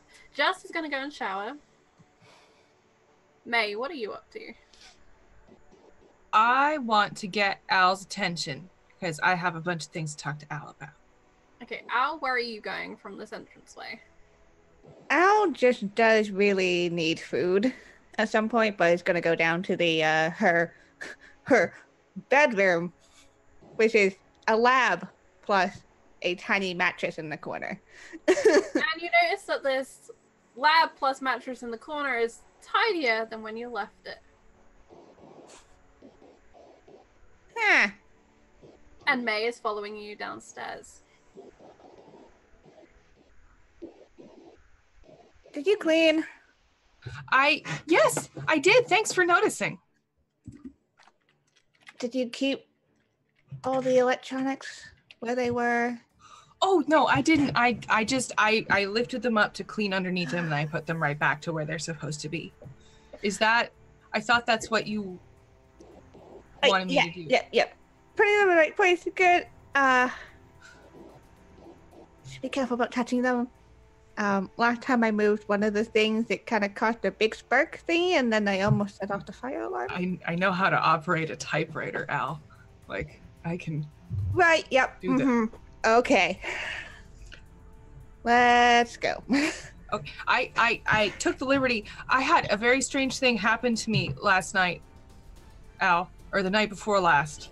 And I took some notes and I took some swabs and tried to give you all the data you need. I had an encounter with a sentient shadow who wanted me to do things for it. Seriously. As in, this was, you know. I was walking through the park. Okay. And then stuff crashed. And I looked up and there was a shadow person and they were trying to shoot me and kill me. So shadow person had enough corporealness to pick up things. Yes. Why do I get the feeling that you don't believe me? Why would you? Well, it's just, I need all the facts. Okay, so it did that. And then I felt like I tried to get away. I thought that it was following me. I went to an Italian restaurant and it followed me there. Or it was there. It was in the bathroom with me. And there were several of them and I killed one, I think. I tried to drown it in a toilet because we're in a bathroom. What do you do? And then it beckoned to me. I was conscious, I promise. It beckoned to me. I took its hand and it took me to a place with a computer and operating system. Okay. And it had me do things for it. It made me do enter in some numbers. And I saw files and then it was gone. Do you remember any of the information that was on there? Yes, I'm not going to tell you any of it. Okay. Cool. It's important to me. Mm-hmm. And it's probably safer to you if you do not know what I saw. All right. So I'm trying to be really upfront with you right now. I appreciate that. So what exactly do you need me to look into? Is this real? And how do I kill it? Oh. Okay. I thought you do things down here and it seems like you understand things. It was on a computer. You do computers. Do you talk to these things on a computer? Maybe. I mean, it could be. It could be. I really don't have enough information. Do you have any, did you take anything from the shadow creature or anything else? Or is there anything I can actually physically work with? I shook its hand with this hand. I touched it. And have you I took washed swabs. it then? I took swabs. They're over there. Oh, okay. That's a start. Okay. I saw it. It wanted me to enter in a password, and the password it entered in was it was my boss's combination lock on their file desk. I don't know why they needed that. Yeah. But I'm not used to being murdered by attempted murder by shadows. I'm not used to that. That is not what I do. Right. All right. Let me just grab those, and yeah, I'm gonna go and get those swabs and go to analyze them.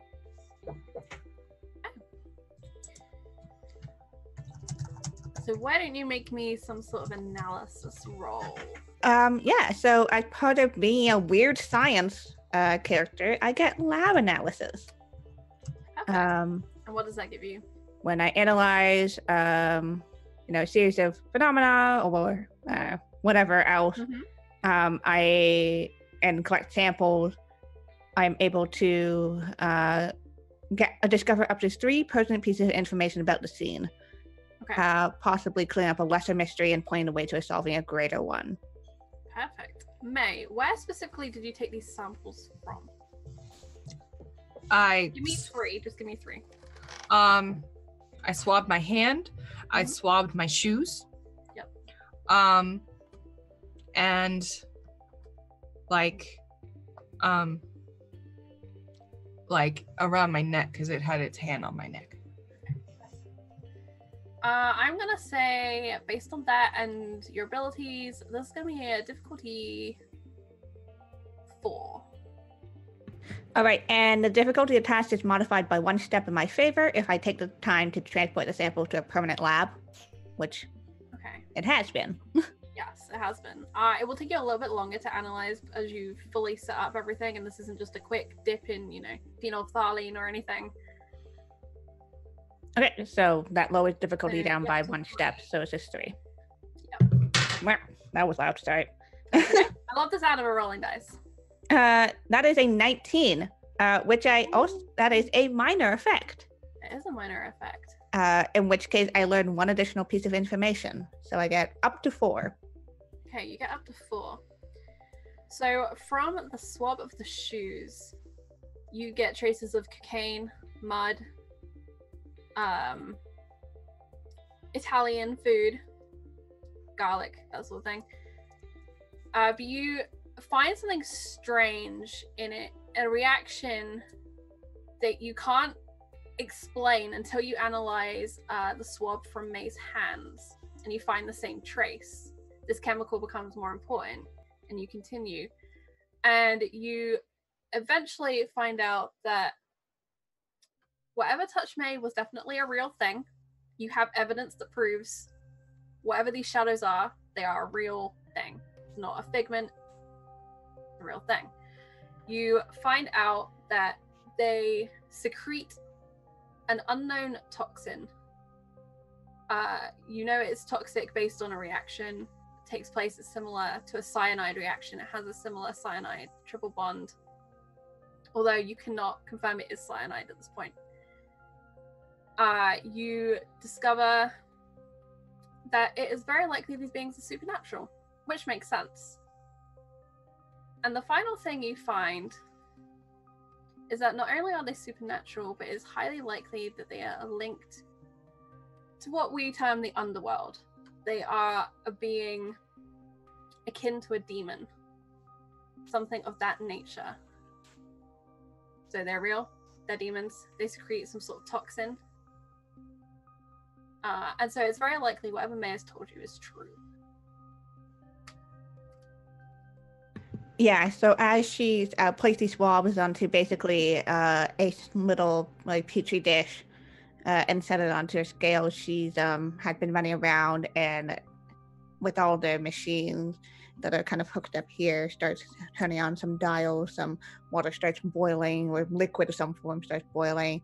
Other things that are she starts to hook up to each other, and different displays kind of light up. She's flitting between at least 3 different displays and adjusting measurements and such. And as she finishes,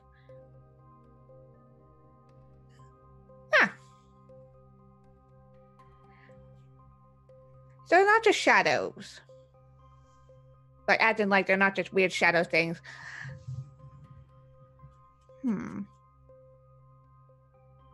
So, May, here's what I know. Mm-hmm. You did see them. They were real. I did. Yep. Did you experience any weird sensations when they were touching you? I felt believe it felt cold, right? Very, very cold. Impossibly cold. Reaction in your blood caused you to feel incredibly up. Yeah. Okay. So that might just be like their actual physical body, or they secrete some toxin of some form. So might also have been a reaction with toxin in blood, all that fun stuff. They tried to poison me. Kind of. I don't know if it's like a specific poisoning situation, or if it's just like a sea slug. Well, okay. Thank you. I'm glad you believe me. I have not really told anybody else about this. I don't want to. The fact that they want something from me is upsetting, and I worry that they want something from me because of the work that we've been trying to do together. But right. So other thing. Obviously this is like a supernatural thing. But it's not like, us thing. It's like it's not demon-y thing. A demon-y thing. A demon thing? Demon thing. A demon thing. I don't think it's an actual demon, but it's a demon thing-ish. Yes. Okay. So a word that would come to mind for you, Owl, as it comes to my mind, it would be extraplanar. They are not necessarily in the same phase all the time as us. Right. So it kind of, if we are on one plane, these belong to another plane. Another plane? Yeah, like another, kind of like another dimension, another. Well, it's not physical, it's more metaphysical, but they don't belong on Earth. Then why were they here talking to me about? That's the problem. We don't know why, and it's not a good thing that they're kind of. Yeah.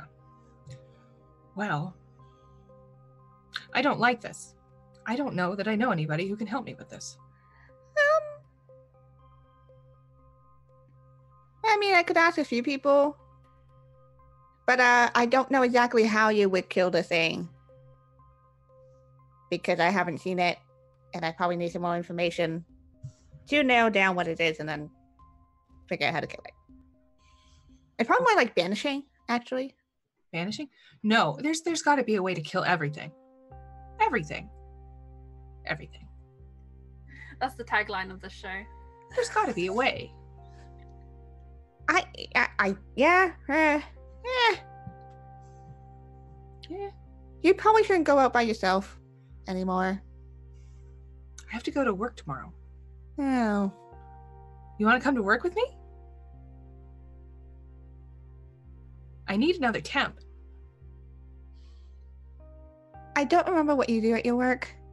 It's quite simple. We account for the reimbursements and disbursements of the local government. You would be doing some filing. I have a suit that you can wear if you want. Al definitely looks down at her clothes, which are not the neatest. There's probably some scorch marks and stuff on it. No. Kathy would give you an eyebrow with that. You can't wear that. Kathy wouldn't like it. I guess I could go to work with you. I can't say that I'll actually be good at that work. I can take you through exactly where I went. Oh, okay. And maybe we'll find them again. Right. I mean, yeah, I kind of want to, and also I don't want to. At the same time, meet them again. I can't get Jess to come with me. You know what? That's fair. It is. It could be fun. We don't get to do things together very often. No, we don't. All right. Cool. That reminds me. Jess has something from me for you. It's important. Okay. And good. I need to go eat. Okay. I will keep thinking on this thing. Okay. I'm going to clean my rifle. And Can you take that to work? no, but I have a place I can leave it if I need to leave things. Okay. Kind of goes. It fits under a trench coat. It's fine. It's fine. I take it out and you guys have no idea. It's fine. All right. Chat actually gave us a gift for you earlier, May.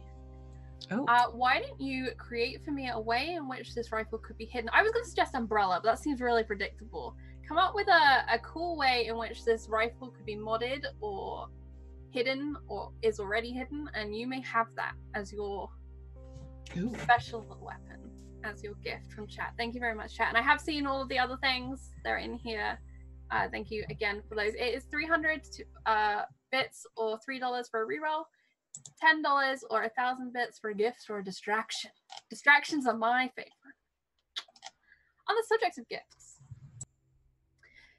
Ixis and Ephemera, you make your way towards the Deadfield Museum in Ephemera's large jeep. Unfortunately, one of the side roads that you have to pass down is currently blocked with a van, which is attempting to reverse in the way that trucks and vans tend to do in inconvenient ways, causing you to be stuck and stopped. Ixis, out the window to your left, you see a storefront. It is Happy Fish Exotica. Fish Exotica. What does the storefront look like? It has got a bright green neon for Exotica, and then Happy Fish is in a really fun scroll next to it, lit up with uplighting. The front window itself has a large aquarium which bubbles up with LED lights, and there are fish darting around. And then in a small display next to it are sleeping kittens. Ephemera. Like, there's a truck in the way. We could stop right here for a couple minutes, yeah? You're muted, but I'm going to take that as a yes. It said at the pet store. Yes. Why do we need to stop at a pet store? We're trying to get your egg. So we can get a pet, too? What kind of... We could stop on the way back. I don't know. I don't know how many types there are. I saw a bunch of different types on the pet insurance small program this morning. I think May called it a commercial. What about a goldfish? There are fish made out of gold. I saw a fish. Would you like a fish? I think I would like to look around and see all the pet options. Let's do it. Fine. Okay. Do you want to do this now, or do you want to do this after we get your thing back at the house? Let's get the thing into the van, and we can stop on the way back so we can just put it all in the house all at once. One thing for Ephemera to note that Ixis may not occur to Ixis is this pet shop will probably close by the time you've gotten the thing later. Oh, okay. You can use that to your advantage if you really don't want to go to the pet shop, but that's just something to note is this pet shop will probably be closed by the time you've loaded up that egg, because it was a pain to get down there, and it's going to be a real pain to get back up. We can go in the pet store. Okay. Unbuckles the seatbelt because Ixis would wear a seatbelt. There's a car safety commercial. And then she'd open the car and fast walk to the door, and then open it up and go inside. You open the door, there's a jingle of bells to offer your entrance, and running over to you is a tiny wiener dog. It's a warm golden kind of color, and it sniffs at your feet. We're so misproportioned and still cute. No. Okay. I will just pet it then. And she's gonna go down and pet the pupper. And its ears go back and its eyes close, and it goes to its little happy place as it is being loved upon. Donnie! Donnie! and there's a guy's voice kind of calls from the back of the store. And he comes out and he's got in his arms this large Persian white cat. Ooh. I'm sorry about him. He's friendly, don't worry. Just, Donnie, leave her alone. Oh, it is perfectly fine. It seemed very friendly. Yeah, if you're gonna pat him, he's very friendly. Hi. You're looking for something in particular? Yes, I would like a pet. Welcome to the store. We used to be Pet Cetera, but then the Happy Fish people, you know. No, I don't. And he kind of glances to Ephemera. You know. I know. I'm glad you two know. How many different types of pets do you have here? Well, he offloads the cat onto his counter and it kind of paws its way over to the cash register and sits promptly on top of the cash register. Mm-hmm. Like a dragon on a horde. Just kind of sits comfortably in the way. Well, we got the fish, and he points at a wall and it's all illuminated. And under the bright lights, you see the bright colors of tropical fish darting around, some small with large tails, some with large bulbous eyes that peer out at you curiously. All of them follow you as you walk along the row. And to the back wall, where there are small glass containers with large hairy spiders, an upright tool with snakes that coil around the vine in bright lime green. And then finally on the adjacent wall to the fish, you see a couple of larger cages, which have some sleeping puppies in the bottom. There's small kinds. There's a small kind of terrier in there, and then an empty cage, and then there's small. I'm trying to think of another small dog breed. Be kind of common, like some sort of Pekingese. Yeah, like a Yorkie or something. Thing. Yeah. Oh my goodness, And there then, are of course, in the front window, there are the cats. kittens. She's gonna look at them all and be like, oh my goodness, there are so many different kinds and they all look so different. But I think I like the cats. I held one once and it was very squirmy, but it was very warm and I loved it. Did you not live with pet people before? No, I have never had a pet before. Oh. Well, let me show you the kittens.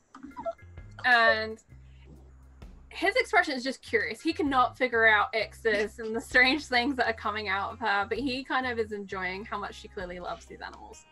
And he pulls open the little glass slider at the back of the display cage for the kittens, and he reaches in, and there are these tiny puffs of fur.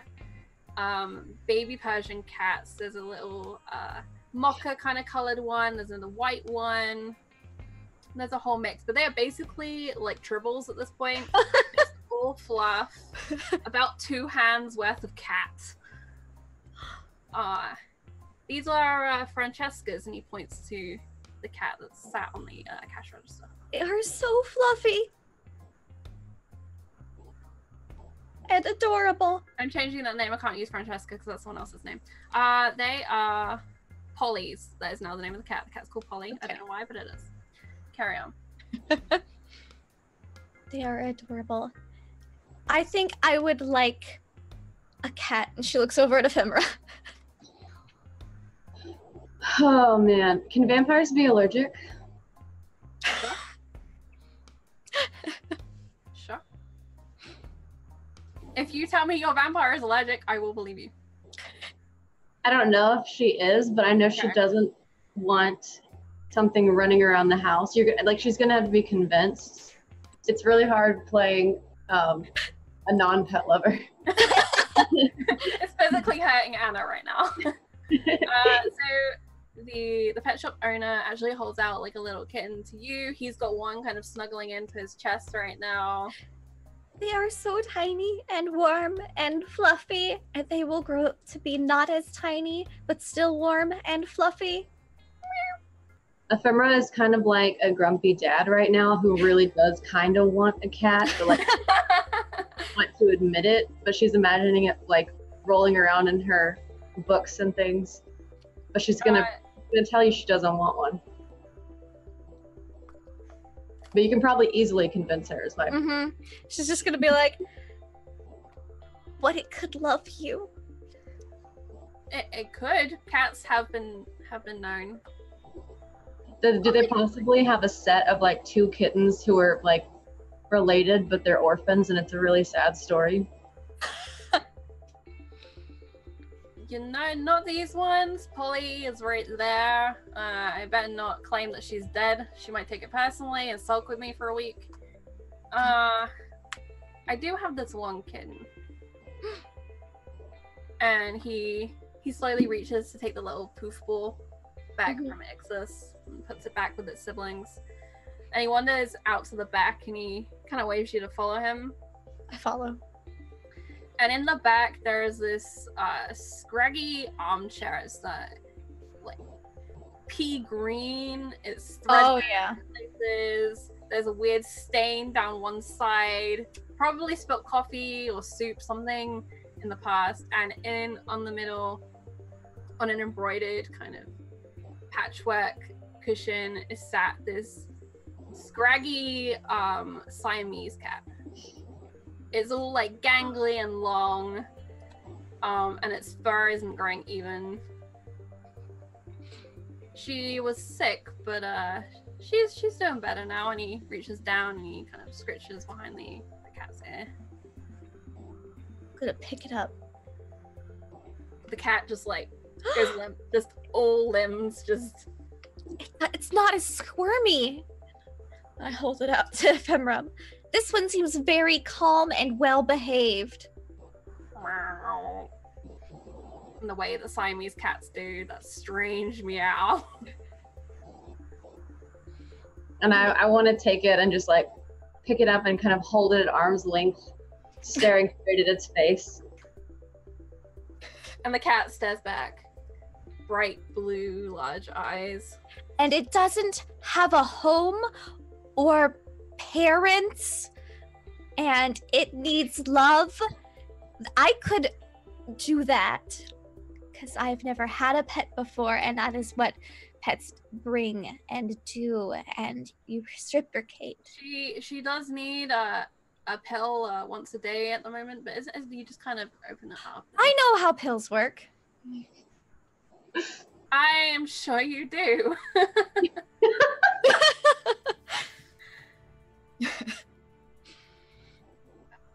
I mean, one of the kittens out front would be easier if you've never had a cat. They're cute, well-tempered, but you said you were looking for something special.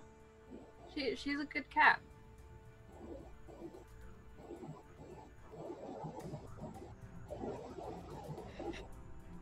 And Ixis, you feel the rumbling in this creature's stomach. I put it against my ear. Rumbling. And I think it's hungry. I can't imitate a purr. Why am I trying? Yeah. It's this continuous rumbly noise. Mm-hmm. And it kind of vibrates in your fingers. I think everyone in the house would love this cat. And you happen to catch Ephemera in a rare state of like, I don't know what I would call it, but emotion. And I think that she can definitely be convinced to get this, but also on the way out, she wants to like pick up a little black kitten and take it too.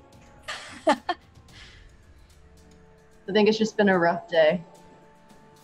They can be friends, and I will take care of them, and it will be wonderful.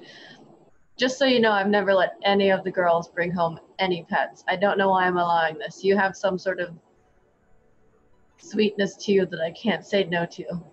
Behind you, you hear a sharp ruff as Donnie has appeared. Kind of, he's on the little step down. His tail is wagging and hitting the door, just like. He's very pleased with the situation in this room too. Mm-hmm. Donnie, out!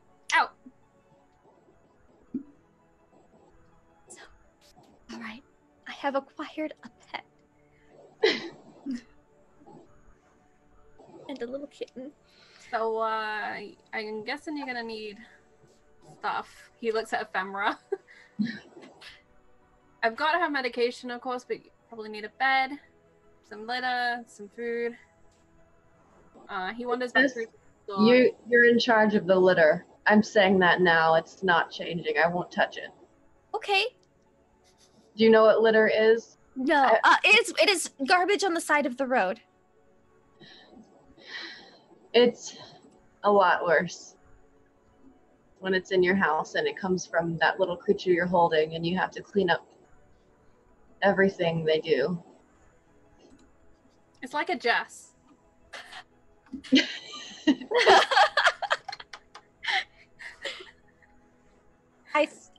I will be able to do this. I think that the cat's love and happiness quotient will outrank that of its litter. I hope so. Rear legs kick since it's been hanging here for a little while. I'll go back to hugging it. You feel like a slight wetness from its tiny nose as it's like nuzzling into your hair and your neck. It already loves me.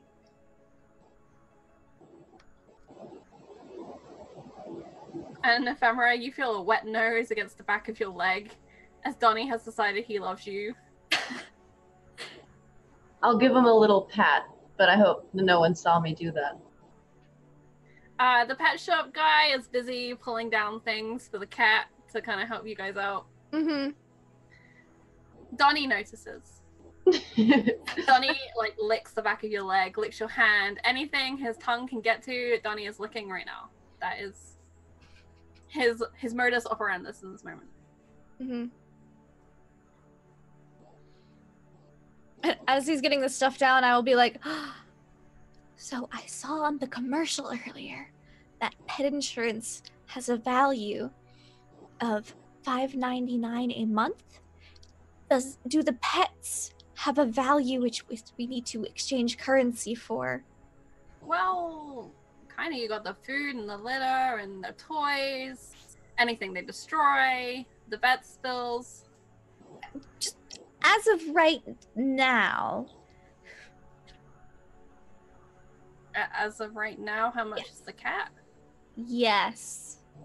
Well, I'm looking for probably about, we'll call her $30. Okay. And then you got all the other stuff. Her medication is it costs probably about $20. And he's like adding things up. Mm-hmm. And he tries to get to the register to start typing in. And he has to pick up Polly, and he kind of half throws her over his shoulder. She kind of sits there like a stool. And he says, well, I think that's going to be about $120 in total once we've got everything. That's 3 fountain pens worth.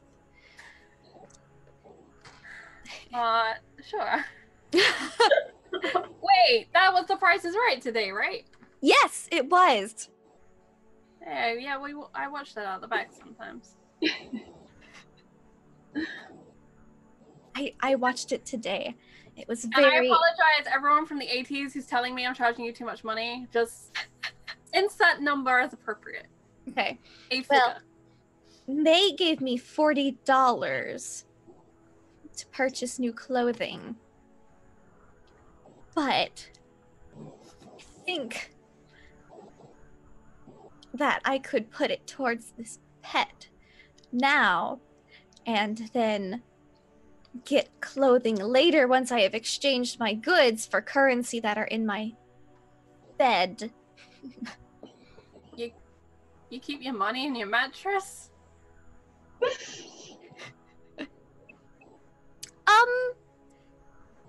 No, not in the mattress, on top of it. So where do you sleep? On top as well, but there's space at the end of the bed. My feet do not reach the end.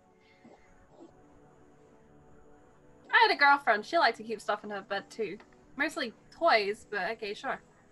I typically don't have anything on my bed, but I was traveling and needed someplace to put it. All right. He looks at you and he looks at the cat.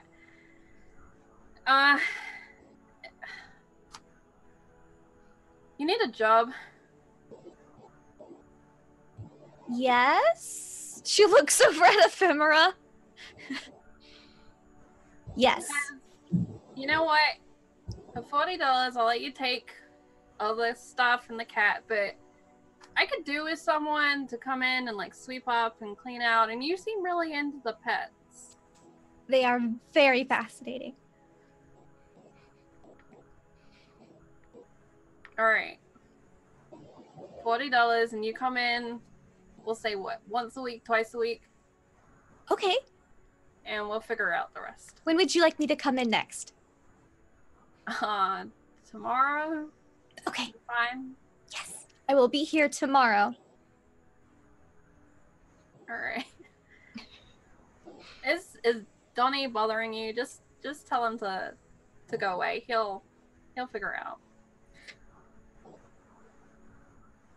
And Donnie is just consistently like looking at Ephemera, doing everything he can to get Ephemera's attention. Just sitting on your foot, just slumping.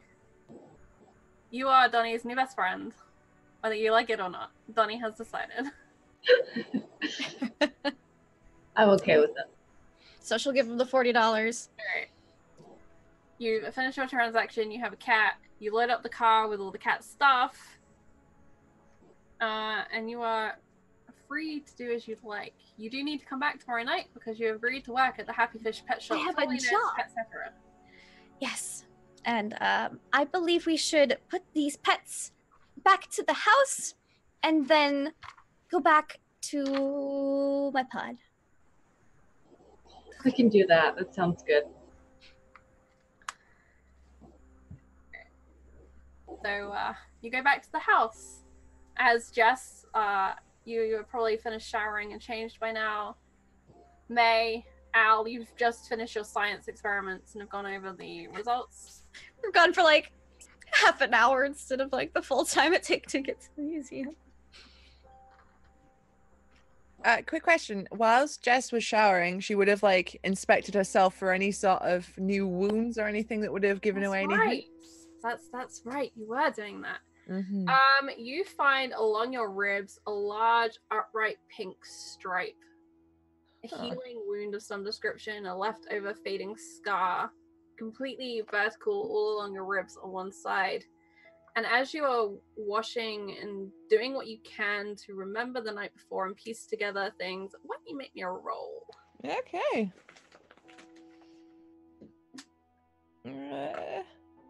16. With a 16, you have the strangest feeling of being followed, being watched, the memory of being followed and being watched. You remember the subway. Yeah, you've been on the train. You were with Darcy.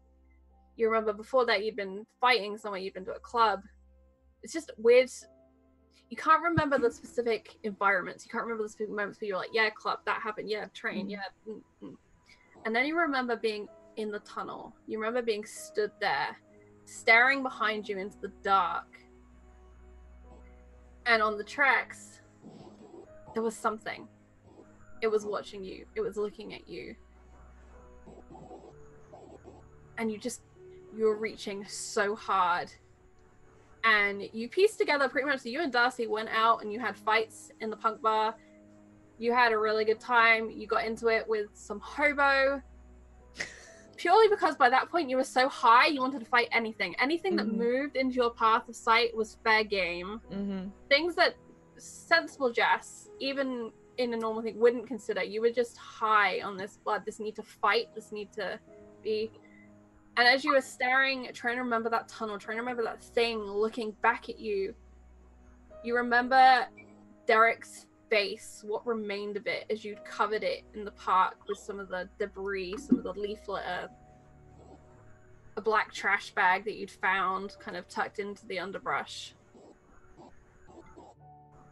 And it's just this intense unease. you can't remember it all, but you can remember some of it. And the harder you're reaching for things, it's like a dream. The more your brain's trying to make sense of it, and it's writing in new things that happened. And that's as far as you get with it.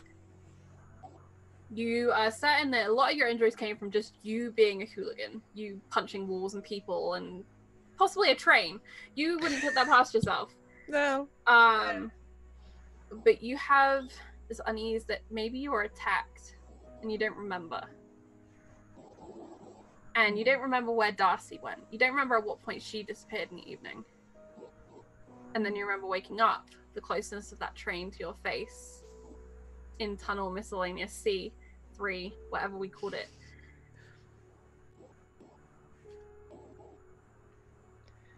And the shower goes cold on you as you have run out of hot water. Swear will get dry. But I feel like Jess would like put some underwear on and then go find somebody and be like, hey, what does this wound look like to you? Was I shot? Was I stabbed? What happened? I'd find Al, actually. I'd go find Al. Al probably knows. All right, Al, you're on your way to go find food. And there's Jess. Hey, what does this look like?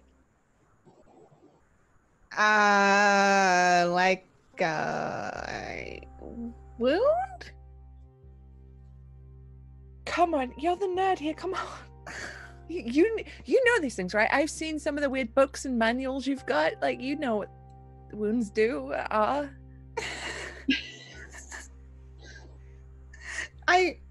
mean, yes, but also I can hold on, just an owl will get closer.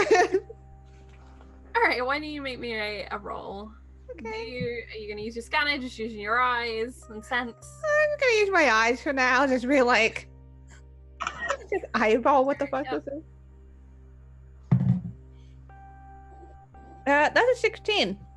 Okay, so looking at this line, it's really hard for you to tell anything as Jess's healing has really been working. You can't really see the edges of it, but it's very straight. And clearly it's been, you know, a slash of some description or a cut of some description. The straightness, possibly machine, would be your guess. It's so straight over something that, you know, bends and contorts as a body. But then it could have just been, you know, like a lucky slash of something. But there's only one clear wound here, so maybe a knife. Yeah, so this is like a bladey thing, I think. Because I was, you know, just checking myself up, which, you know, is a smart thing. But I feel like things got really weird last night. Yeah, it looks like you had a night. Yeah, but like more than the normal weird where I like go beat up people in bars. This was like something else weird. And if I'm calling it weird and I'm not talking about May's horrible suits, then you know it's weird. May, Also, you're right there. I mean, oh, I left that thing in my jacket for you from her to do the thing with the thing. Yeah, you did. Hold that thought, and Jess just immediately runs up to her room, grabs her jacket, runs back. There you go. What am I holding? You're holding a kind of a flat plastic container which holds the negatives of photographs in long strips that have been cut. Probably developed before. Huh. Okay, I will deal with that after I eat because I can't work on an empty stomach, or I will, you know... I don't want to do another thing that F will get mad at me for. Front door opens, front door closes, as Ixis and Ephemera arrive home.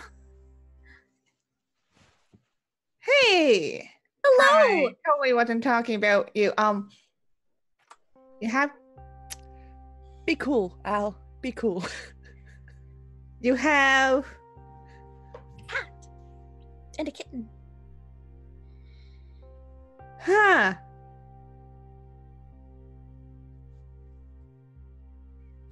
All right. Would That's you like new. to hold him? I'm good. There's a part of Alice brain that's like, that looks tasty.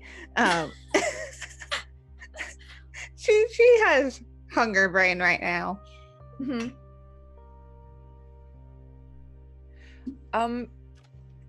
I want to use this Ixis cat distraction to take Ephemera by the elbow and lead her around like the corridor a bit. Hey, so I know that you're kind of like in a mood because you always are at this kind of time, but you're really old, right? Yeah. And you kind of have more experience where stuff is concerned, you know, the whole being vampire stuff. Definitely. I mean, that's what I've dedicated a majority of my time to studying. It's something. So, yeah, last night I was going to work, and no, not the night, last night, night before, and then May screamed in my head like she was in trouble, and I ran to go help her, and then when I found her, she was like, "No, I'm fine. I didn't scream in your head," and I don't feel like she was lying. I don't think she knew she did it. Why would she be screaming in my head? Out of everybody, why would she scream in my head? Did she sire you? I don't know. No.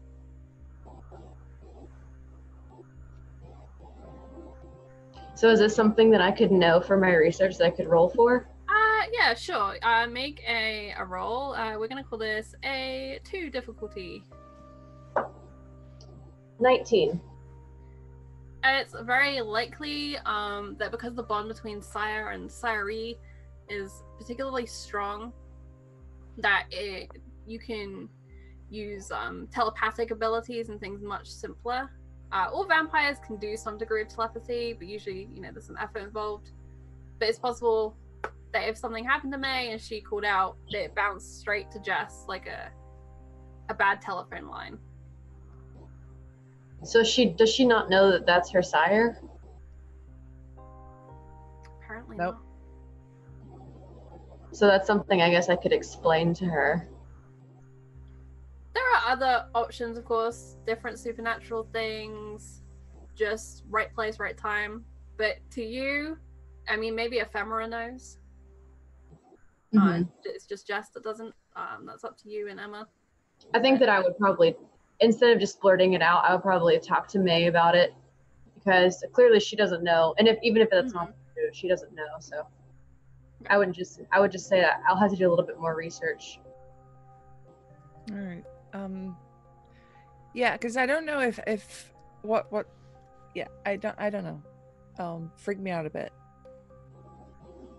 Definitely, that's understandable. Let me know if anything else happens, any other side effects or anything like that. If you've seen anything. I don't see anything. It got weird last night from what I remember, but that could be I don't know. There was probably just too much partying. But yeah, I'll if anything else happens, I'll let you know.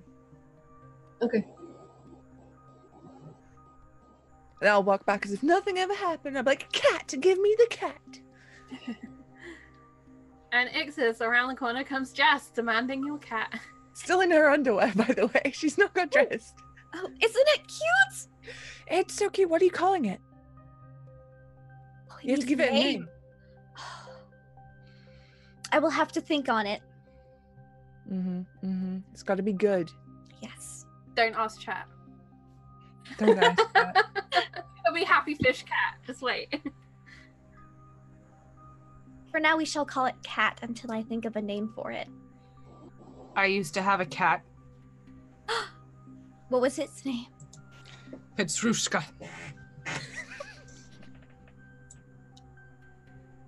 Well, that's a good cat name, but I No, it's Don't not. That's a terrible think cat name. that we're going to name this cat that. We should call it.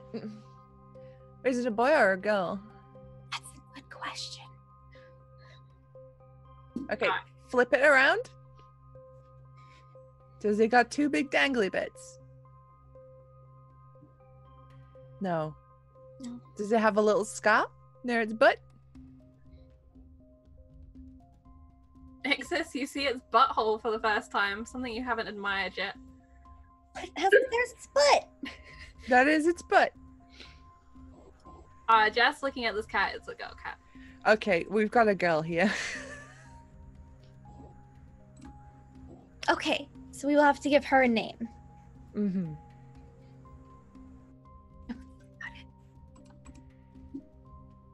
Cat is good in the meantime. Yes. Alright. The cat, for the most part, is kind of looking around curiously, but happiest when just close to Ixis right now, because it's in a very strange place with a lot of new, strange people. Mm-hmm. I follow it around as it explores. Just...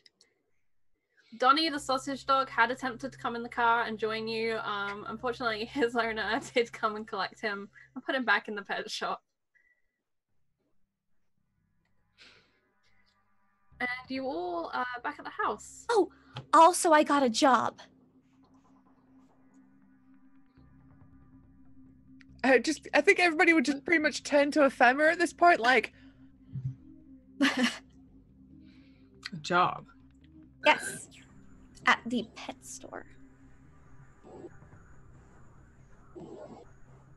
It's a productive outing. Oh, Yes. so like the one right around the corner. That one? Yes. Oh. I will work there once or twice a week. Probably good for her. Are you interacting with the public? He mentioned sweeping. Good. Interesting. Do you get a discount? I don't know. Can you get us a dog? No. But there is one that lives at the pet store and you could come visit. 2 cats is pushing it. You guys know I've never let you have pets. Somehow she convinced me to get a cat. I can't. Wait, yeah, hold up. Can we just address this cat-shaped elephant in the room, by the way, Ephemera? I'm not allowed a dog, but she can have 2 cats? 2? I don't understand. I don't at all understand why it worked and how this happened, but What the hell? Do you know, I go out, I get stabbed, I wake up in a tunnel, I come home, and I'm not allowed a dog, and we have 2 cats that live here now. Okay, cool. Cool. We can't get a dog now. Think of Petrushka. Who the hell's Petrushka? The kitty. No. Okay, you know what? I'm gonna go out to get food. I'll be back to develop the thing and whatever else you need from me. And Alice is gonna like, yeah.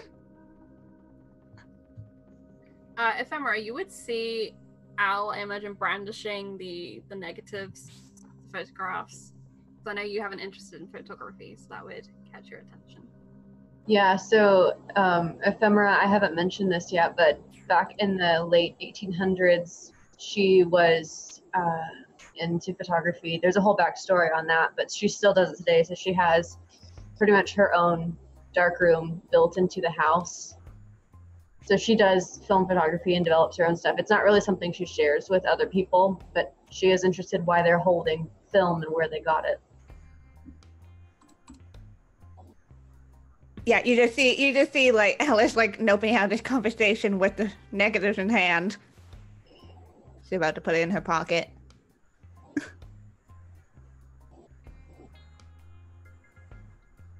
All right. And if you don't want to stop Al, then Al, you are free to leave the house. And as the door slams closed behind Al, who is probably relieved to be outside and away from her family, the television turns on in the lounge. sirens, some loud conversation over the top of them. What does everyone do? I have a name for the cat. Go watch TV. Her name is Velvet. I love it. Yeah. I mean, Susie loves it. Jess is like, I'm watching TV. Okay, Velvet, let's watch TV. And we go. Right, and as you go in, the TV is on the news station. Along the bottom bar, it says live breaking news. And it's a report from a dark area in the city. You think it's the Central Park area, based on the trees. It says, tonight I bring you the strange news of a string of disappearances in Deadfield. And up on the screen flash pictures. Various people. There's been a rise in violence recently around the city, and tonight I'm here in Central Park to bring you a disturbing account from last night. And he turns, and there's a woman in neon high-vis running gear. That's right. No. I was running through Always the park, the joggers. and this woman, she stumbled through, and she was covered head to toe in blood. I've never seen anything like it. It was like something out of a horror movie. And she goes on to describe the account. But then, the next moment when I turned around, she was gone. I thought I was insane. But then I hit the edge of the park, and other people were talking about it. There were two women, head to toe in blood. So Jane, back in the studio, we would like to remind people if they witness any violence, they should contact the police and stay away from the offenders. If anyone has any information on these women, there's a hotline number below.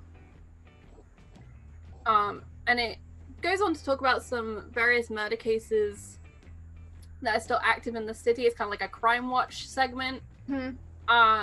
Most of the people, none of the watchers will recognize. Jess, make me a roll for your reaction. Uh-huh. Because your speed is going to want to be good for this. An 11. Okay. Up on the screen flashes Jess's face. It's a picture of Jess when she was younger. But very much Jess. And here we have Jessica Waters, who went missing approximately 4 months ago. I forget what we decided. It was a little while ago. It was recent. Yeah, that it was like that works, yeah. 4 months ago. Her parents would still be looking interested in her whereabouts. We found And- you! And at this point, Jess, your finger comes out and turns off that TV using the giant button on the set. Jess kind of just stood facing the TV as it's off right now. She don't look at anybody. Oh no, she can feel that look from May. She can feel it. Al, you're outside in the street.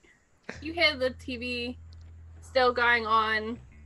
It's news, it's crime, it's nothing particularly to do with you, as far as you're aware. Where do you go to hunt? Ooh, that's a good question. She does know Chinatown the best. She knows the alleyways and the and all of the places that you can find somebody who would be willing to, or not willing and easily hidden. All right. So you head out to Chinatown. It's a bit of a walk, but not so far that it's unachievable. You head to your favorite dim sum place, or rather you're faced with the favorite dim sum waiters, who frequently smoke in the alley behind the restaurant front. Mm-hmm. And tonight there's two of them. They're in a tacky themed type outfit with the high collars done all the way up. It's black. There's a silver dragon motif going on. It's very classic Chinatown in the 80s. They look like extras from like a Jet Li movie. This is Yeah. what we're looking at. Hal definitely had a bit of an internal eye roll at this. But we'll just kind of wait until one of them, probably they're on their smoke break. Mm-hmm. and probably just wait until one of them has to step back inside. So you wait, and one of them does eventually go back inside, called in by a chef, by a manager, something of that description. And one stands alone. He's near the end of his cigarette, just taking his sweet time, finishing it. He kicks kind of an old cardboard box that's next to him in the alley. Yeah. Al's gonna kind of stroll up.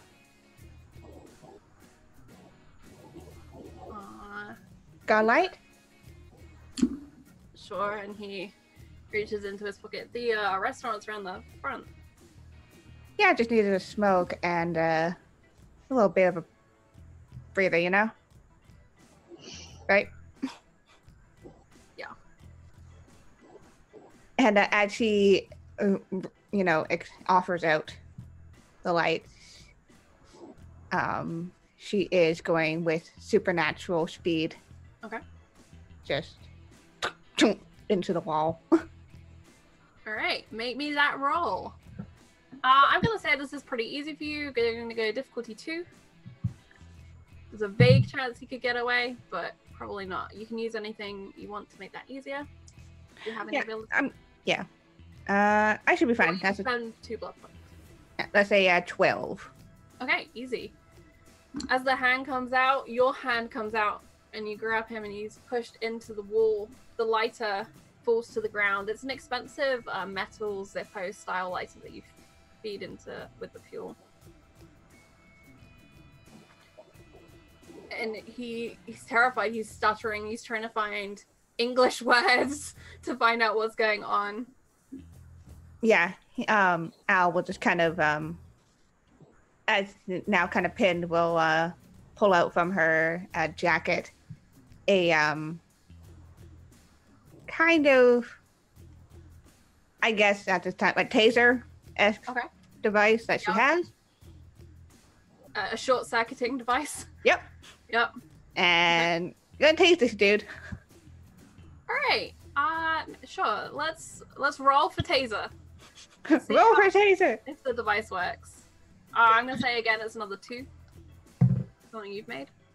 Yep, that's a 12 again. Okay.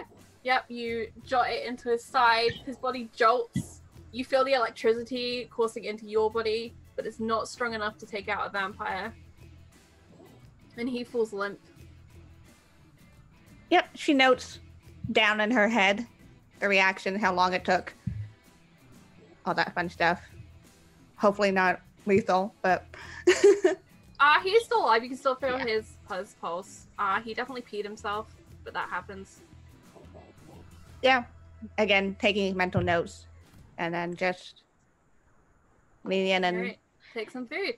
Yep. Alright, so that's, I believe we'd agreed on a D6 for feeding. If you want to feed all the way, it'll be 2d6 that you get. She won't be feeding all the way. Okay. Hold on. Yeah. Dice are stuck. There we go.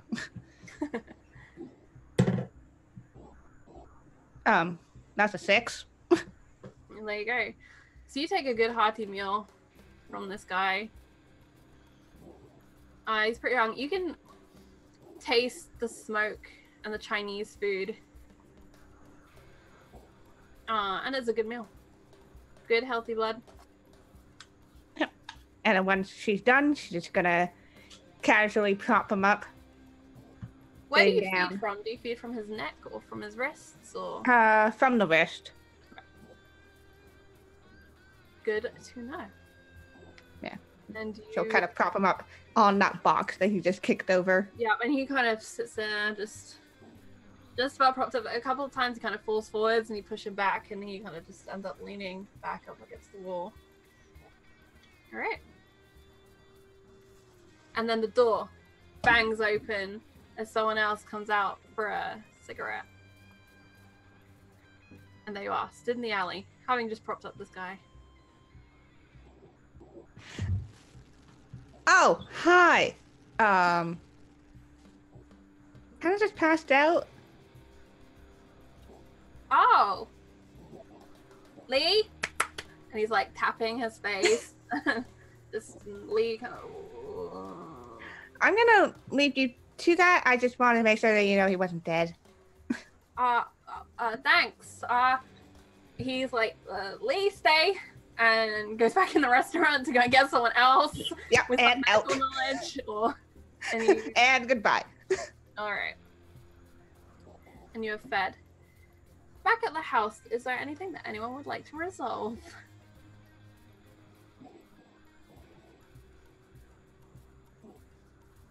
So Jess is just like standing there until someone says something. She's not feeling very brave right now. Well, the good news is you're not lost anymore. Just gonna slowly turn around. Well, I mean, yeah, kind of still. I mean, you guys know where I am. Well, my parents don't.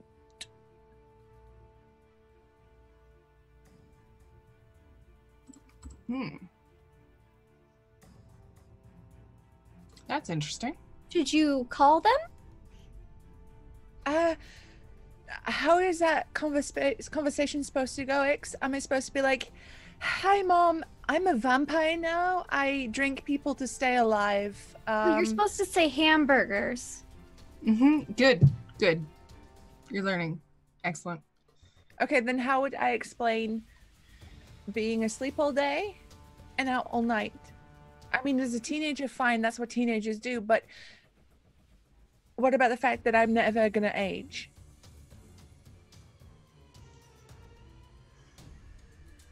Samara, question for you. Are you in the lounge watching TV with everyone? Probably. And I do need to speak to May at some point as well. I'm gonna say make an intelligence, not an intelligence roll, just make a roll for me. 17? Alright, with 17, you would know the Walters family is fairly well known in the city for donating to various charities, and they have some political ties. And you know this from working at the museum, they've made significant donations before, and if it's the same family, that's interesting to you.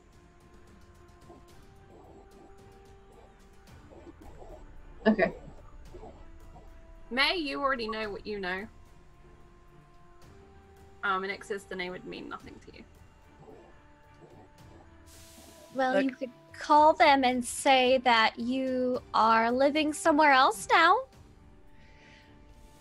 I mean, I can't because there'll be questions and questions and questions. I haven't spoken to them since May found me and brought me here.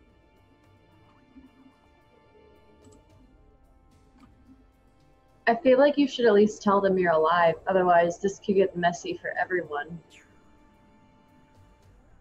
But then how do I explain that I've been alive for 4 months and I haven't got in touch with them? And also why my hair is now short and half of it's grey and I have so many piercings and I have sharp teeth now. Like, You don't need to go in person. Just give them a call. You're wild. They're probably used to this. Just tell them you're alive. So I wasn't always. When I was human, I wasn't like this. I was like the picture book child. Did well at school, and I did my extracurricular activities, and I was very polite, called my dad son. Hold on a minute. Your parents are humans? Yes.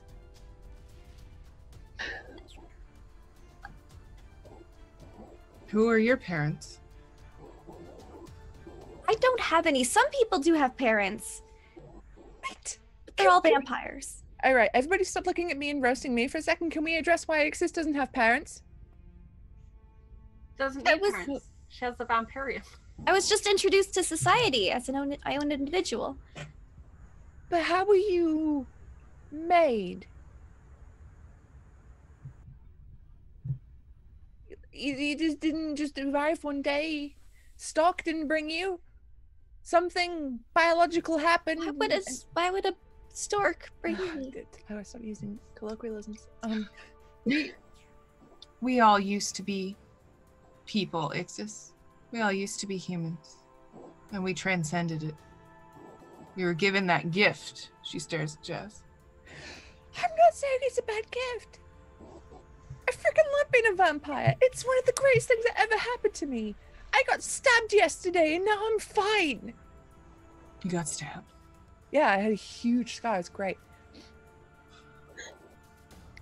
Al said it was probably a knife. Did she? Oh no, I got Al in trouble. Interesting. I have some things I need to think on. I'm going to sit over here. She's just going to grab Velvet and be thinking about things.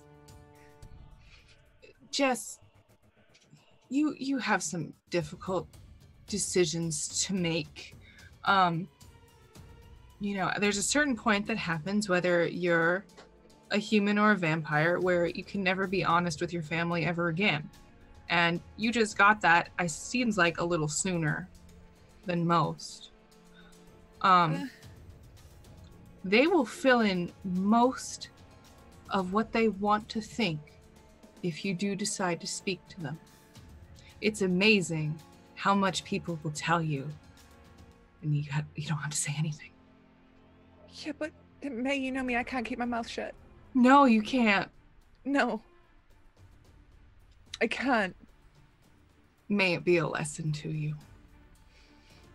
That's really not helpful. You don't have to do that. You don't have to do anything. If you're not an idiot when you hide something in a park, then maybe you won't need to. To be that is fair. That I do deserve it. And I'm actually waiting for you two to rip me to shreds for that, because I was careless. Really. Also, someone did see me entering the house. I nearly got hit by a car. Again. I did get their registration plate though. What is it? And she'll give you the registration number. All right. Thank you. They seemed really nice though. They were very concerned. Oh, I'm sure they were, weren't they? They really care about you as a person. That they almost hit with their car. Look, But they'll remember that for a long time. It was modified. I was covered in blood. There was this startling thing for that. I mean, you saw me when I came home. What do we do?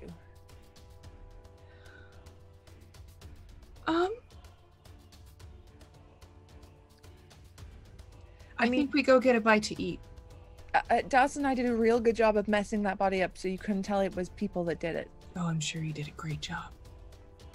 And I think on that note, we should end today's session. We did run a little bit late, but I just want to watch you guys RP for like hours, so... Right, I think we are gonna wrap up as quickly as we can today. I want to thank chat very much for all of your support and donations and being here. If you're on YouTube, thank you so much for watching. Leave us a comment below. I'm very interested to see thoughts. Nice ones. Be a good YouTuber. So let's go around. If you can say what you enjoyed today and what you wish for next week, and then who you are, where we can find you, and anything you want to plug. We'll start with Susie. Emma, we're going to skip you. We'll come to you last. All right. I really enjoyed Ixis's foray to the pet store today. The pet was good. Also, hey, so next week, everything's gonna be really good, and there's gonna be no bad consequences for the murder. Or the fact that Jess's family are looking for her. So yeah, I hope that it all just goes away. That's me. Anyway, I'm Susie, otherwise known as Susanna Grace, and I am a variety streamer who streams over on twitch.tv/Susanna Grace, doing D&D, The Witcher TTRPG, art, video games, you name it, I do it. I also appear on a bunch of other streams, including Encounter Roleplay. On Thursdays, I DM the viewer game, and on Fridays, I am a player in Act on Cthulhu. For all other things, follow me on Twitter at Susanna Grace. I have a pinned tweet, and it has where I am, what I'm doing, and what system I'm playing at any given day. All right, hopping around, that brings us to Lindy. Hi. Gosh, favorite part. There was a lot of fun stuff today. I liked Al and her friend kind of being like, wait, that's radioactive? Hold the phone. I thought that was great. I really enjoyed that. Next week, just want to kind of see what happens. I can't wait to go to work. First day on the job. That'll be great.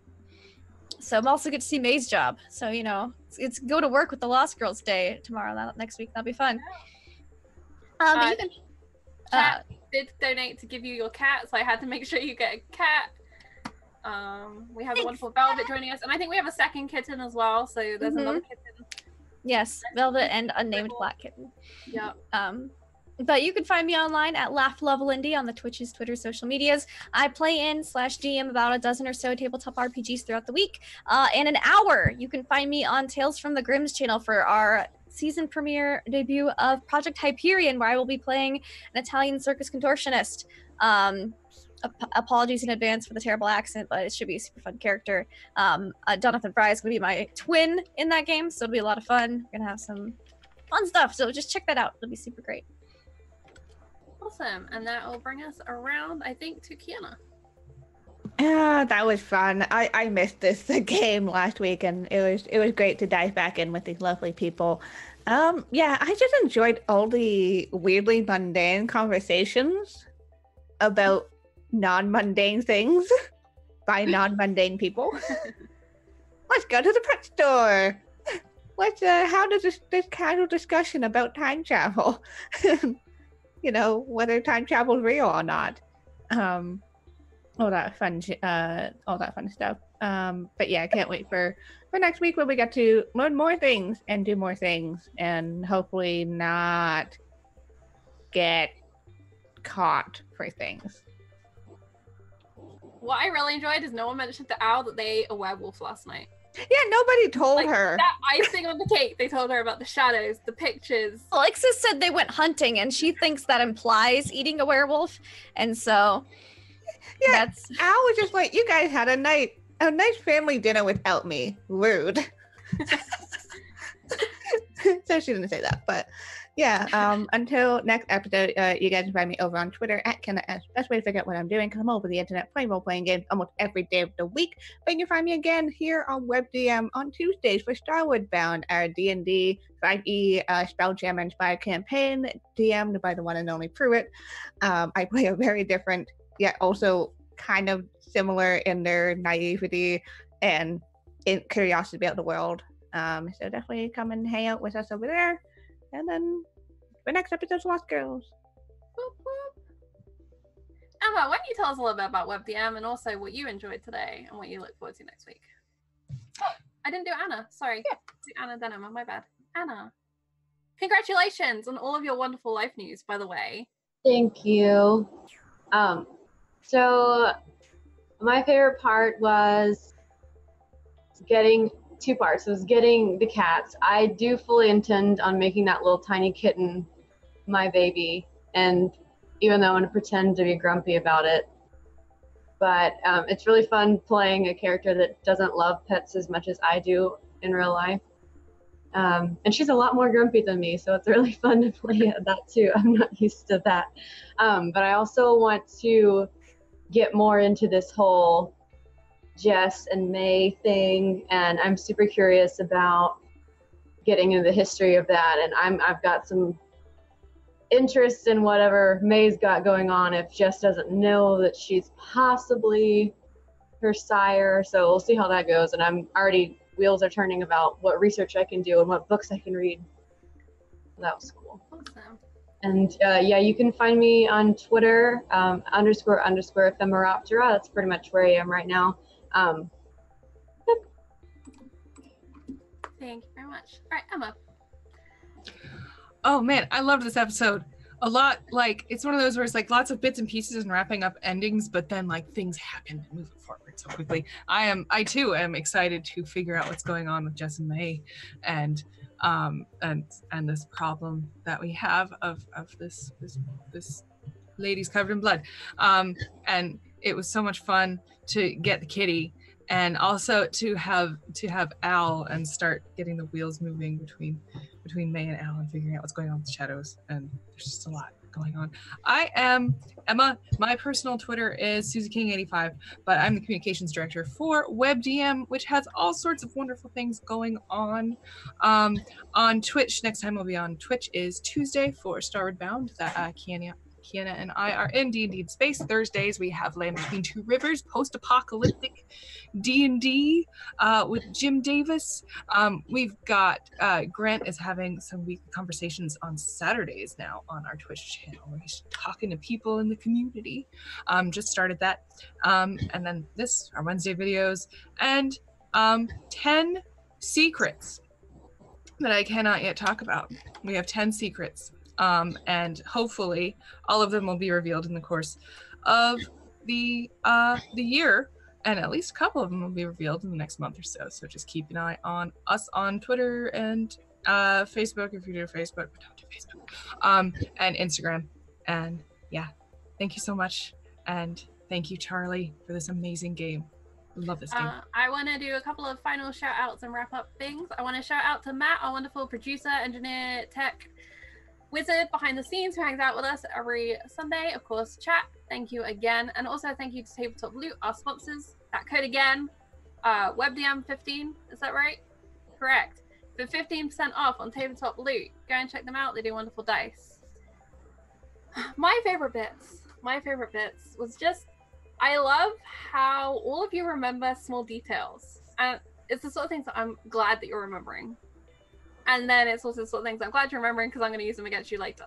So, yeah, that's very exciting. We have gone into the deep end. There are a lot of different things going on, but you're all doing a great job keeping on top of it. And I love that Happy Fish is this chain that is slowly taking over the city. So thank you, as always, to chat for the suggestions. Thank you to Travis for our introduction. It's my favorite part every week. It just gets me in that moment of, yeah, that's right. This is what we're doing. I love playing vampires with these people, and I love Montecook's Cypher system for really facilitating this. I'm Charlie, at Fresh from Fire on the Twitters. I do a whole host of things, like most of the wonderful cast here. I have a pinned tweet, which explains all of the things that I'm doing. I play with the wonderful Jim Davis and Pruitt on Wednesdays on Encounter Roleplay in our Warhammer game, which is sadly coming to an end in 2 weeks, but we play Dark Elves, and we do horrible things, and we're in the middle of a plot, and we have to escape on the back of a giant spider this week, because Pruitt can't roll for shit. We needed tabletop loot dice in this moment. We were getting royally screwed by a virtual tabletop, but that's okay. Anyway, rant aside, I hope that you will come back and join us live here at 2 p.m. Central Standard Time next Sunday when we continue our depths and dives and questionable decisions here in New Amsterdam. Do use that hashtag if you tweet. I love seeing it, and I am creating a moment full of all of the tweets. And also clips. If you had a favorite moment, I'd love to see the clips too. So thank you very much. We will see you next time. Good night. Don't let the vampires bite or make questionable decisions that will ruin your life. No, do that. Oh, yeah, do that.